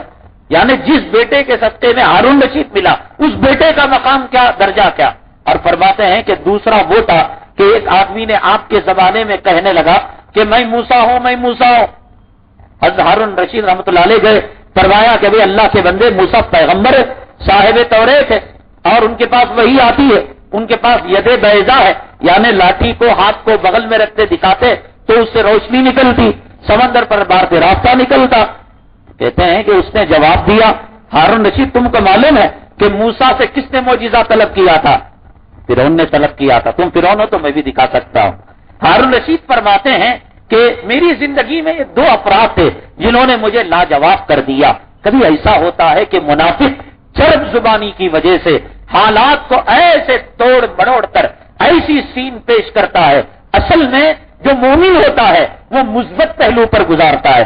اس کو ہمارے اکابرین حضرت امام حنیفہ رحمۃ اللہ علیہ، امام احمد بن حنبل اور اولیاء کرام حضرت تھانوی، ان کو کافر نہیں کہا گیا، مشرک نہیں کہا گیا، یہودی نہیں کہا گیا، انگریز کا. کبھی انہوں نے اپنے بیانات میں، اپنی تحریروں میں اس کا ریجیکٹ نہیں کیا. وہ صرف کرتے جاتے ہیں دین کا کام. منافقوں کے سوالوں کا، دشمنوں کے سوالوں کا جواب دینا. حضرت فدائے ملت مولانا اسد مدنی رحمت اللہ علیہ کو اگر آ کر کوئی شکایت کرتا، حضرت آپ کے بارے میں فلاں نے کہا آپ نے انگریزی اخبار کا پیسہ کھا لیا، فلاں جگہ کی جائیداد کو ہڑپ لیا، فرماتے ہیں اللہ کے یہاں فیصلہ ہوگا، اگر میں حق پر ہوں اللہ اس کی نیکیاں مجھے دے دے گا، اور نیکیاں نہ ہو اللہ میرے گناہ اٹھا کر. کبھی بھی یہ نہیں کہتے. حضرت اقدس مولانا رشید احمد گنگوہی رحمت اللہ علیہ کو اتنے خطوط آتے، ایک کبے کو حلال بولنے والے، اے دیوبندی، اے فلاں. حضرت پڑھتے رکھتے. ایک دن ایک شاگرد نے کہا دیکھیں گے چھپ کر حضرت کیا رکھتے ہیں. اٹھا کر پڑھا، ایک کے اندر اتنی کچی ماں بہنوں کی گالی کہ آدمی ایک گالی پر اس کا قتل کر دے، اس کا خون خرابہ کر دے. اور حضرت ہیں کہ پڑھ کر رکھ رہے ہیں. تو اس مرید نے حضرت سے کہا حضرت اجازت دیجیے گا، ایک وہ جواب دوں گا کہ سالہ پھر جو ہے زندگی میں پانی مانگے گا پانی نہیں ملے گا. فرمایا بیٹے یہ جواب دینا مجھے بھی آتا ہے، تم کیوں مجھے اس طرف سے نیکیوں کا بھنڈار مل رہا ہے اس کو تم کیوں ختم کرنا چاہتے ہو؟ ہمارے اکابرین دشمنوں کے پیچھے، منافقوں کے پیچھے اس سوال کا وہ جواب نہیں پڑا کرتے. بس یہ سمجھتے ہیں یہ نیکیاں ہمارے کھاتے میں ڈال رہے ہیں. ہم کو اپنے کام سے کام کرنا چاہیے. مومن اپنے کام سے کام کرتا رہتا ہے. سلطان صلاح الدین ایوبی کو فنڈ میں اور اپنے بیت المال میں پیسہ ہونا مطلوب تھا، فنڈ کم ہو گیا تھا. تو ایک نے بتایا فلاں یہودی کے پاس پیسہ ہے، روپیہ، آپ اس سے حاصل کریں. اب اس سے کہہ نہیں سکتے کہ بھئی تو پیسہ دے دے. اس کی ایک شکل آپ نے یہ کی، آپ نے اس کو بلایا اور کہا یہودی یہ بتا عیسائیت، یہودیت اور مذہب اسلام میں کون سا دھرم اچھا، کون سا مذہب اچھا؟ اب اگر وہ کہتا عیسائیت، سلطان صلاح الدین ایوبی وقت کے حاکم تھے، امیر تلوار نکال لیتے. کمبخت اسلام کے مقابلے میں عیسائیت اور یہودیت کو اچھا کہتا ہے. اور اگر کہتا اسلام تو کہتے مسلمان بن جا. اس نے کہا کہ بادشاہ جہاں بنا امیر المؤمنین، ایک واقعہ عرض کروں تو آپ کو برا نہ لگے. کہا کہ بتا دے. تو وہ یہودی عرض کرنے لگا ایک باپ کے 3 بیٹے تھے اور باپ کے ہاتھ میں قیمتی انگوٹھی تھی، اور باپ ان 3 بیٹوں میں ایک بیٹے سے بہت محبت کیا کرتا تھا اور چاہتا تھا یہ انگوٹھی اسی محبوب چہیتے بچے کو دے، لیکن دوسرے 2 بچوں کا دل بھی دکانا نہیں چاہتا تھا. تو اللہ نے باپ کے دل میں یہ بات ڈالی، اس ورجینل انگوٹھی کے جیسے اور 2 نقلی انگوٹھیاں اس نے بنا لی، اور یہ انگوٹھی اپنے چہیتے بیٹے کو دے دی، اور نقلی جو ڈپلیکیٹ انگوٹھیاں سیم اس جیسی تھی اس کو اٹھا کر وہ ان بیٹوں کو دے دیا. اب یہاں سے آپ مسئلہ سمجھ سکتے ہیں حضرت سلطان صلاح الدین ایوبی رحمت اللہ علیہ اس کی عقل مندی ہوشیاری پر اتنا فدا ہوئے کہ مال لینے والے تھے مال دے دیے. لیکن کہتے ہیں کہ خیر کی نیت جب کرتے ہیں اللہ خیر کے فیصلے فرماتے ہیں کہ جب اس یہودی کو پتا چلا کہ سلطان محترم حضرت سلطان صلاح الدین ایوبی مال حاصل کرنے یہ کام انہوں نے کیا تو ڈھیر سارا مال لا کر حضرت سلطان صلاح الدین ایوبی رحمت اللہ علیہ کے قدموں کے اندر ڈال دیا. حضرت اس کو قرض حسنہ کے طور پر لیجئے اور جب چاہے آپ اس کو واپس کر دیجئے. تو بہرحال نیک نیتی میں آدمی شکست سکھا جاتا ہے، اس شکست کے اندر اللہ تعالیٰ کامیابی اور فتح دیتے ہیں، اور بد نیتی کے ساتھ جیت بھی جاتا ہے، اللہ اس جیت کے اندر اس کو ناکامی دیتے ہیں. تو سلطان صلاح الدین ایوبی اپنی ذات کے لیے نہیں قوم و ملت کے لیے آپ فنڈ لینا چاہتے تھے، لیکن مکالمے میں مقدمے میں ہار تو گئے، لیکن اللہ تبارک تعالیٰ نے ان کی نیک نیتی کے صدقے میں ڈھیر سارا مال ان کے قدموں میں ڈال دیا. پھر اللہ نے جب مال کی فراوانی کی تو آپ نے بھی اس کا دگنا 3 گنا مال اس یہودی کو اس کے ساتھ جو ہے نفع کے ساتھ ان کو واپس کر دیا. جو آدمی نیکی کے تقوی کے راستے پر چلتا ہے اللہ کی طرف سے خیر کے فیصلے ہوتے ہیں. اللہ اسے فراست ایمانی سے نوازتا ہے. بغداد کے ایک حاجی صاحب حج کے لیے گئے. حج کے لیے جو ان کو مطلوبہ خرچے تھے، رقم تھی، اتنی تو مل گئی اور زیادہ پیسے تھے. ایرنڈ ایک درخت آتا ہے، ایرنڈی کا جھاڑ، انہوں اس زمانے کے اندر لا کر نہیں تھا، بینک نہیں تھا، تو زمین میں دفن کرتے تھے. ایرنڈی کے جھاڑ کے نیچے انہوں نے اس دفینے کو دفن کیا اور حج کے لیے چلے گئے. اور جب حج سے واپس آئے تو پھر اس جنگل میں گئے اور دیکھا وہ سمت پہچانتے تھے، سامنے اتنے قدم، رائٹ اتنے قدم، پھر آگے اتنے قدم، اور جو گئے برابر وہی ایرنڈ کا درخت ملا. اور ایرنڈ کے درخت کے نیچے جو کھڈا تھا اس کھڈے کو کھودا تو جو امانت دفینہ انہوں نے دفن کیا تھا ندارت وہاں پر نہیں ہے. بڑے پریشان ہوئے. اب بتائیے کہ وہ زمانہ جو جہالت کا دور، جس کے اندر جاسوسی، انٹیلیجنس، پولیس محکمہ کوئی چیز نہیں ہے. چنانچہ کسی نے کہا بغداد کے حاکم کے پاس جاؤ، تمہارا کھویا ہوا 100% مال ایک اشرفی کے کمی کے بغیر تمہیں مل جائے گا. کوئی گواہ نہیں دفن کرنے میں اور کوئی ثبوت نہیں ان کے مال ہونے کا. بغداد کے حاکم اس آدمی کا مال کیسے ان تک پہنچاتے ہیں؟ ایک نئے صحابی شہید رضی اللہ تعالیٰ عنہ کے مقدس معطر پاک باز داستان، اور پھر یہ جو بقیہ عنوانات ہیں، ان عنوانات کے ساتھ اگلی جمعہ حاضر خدمت ہوں گے اور آسان کی تفصیلات انشاءاللہ آپ کے سامنے آئیں گی. اللہ تعالیٰ سے دعا ہے اللہ تبارک تعالیٰ ہماری غیرت، حمیت اور ہمارے جوش ایمانی کو جگائے. اللہ تعالیٰ اسلام اور مسلمانوں کے دشمنوں کو نیست و نابود کرے. اللہ مسلمانوں کی صفوں کے اندر اتحاد اتفاق پیدا فرمائے. آمین. واخر دعوانا الحمدللہ رب العالمین.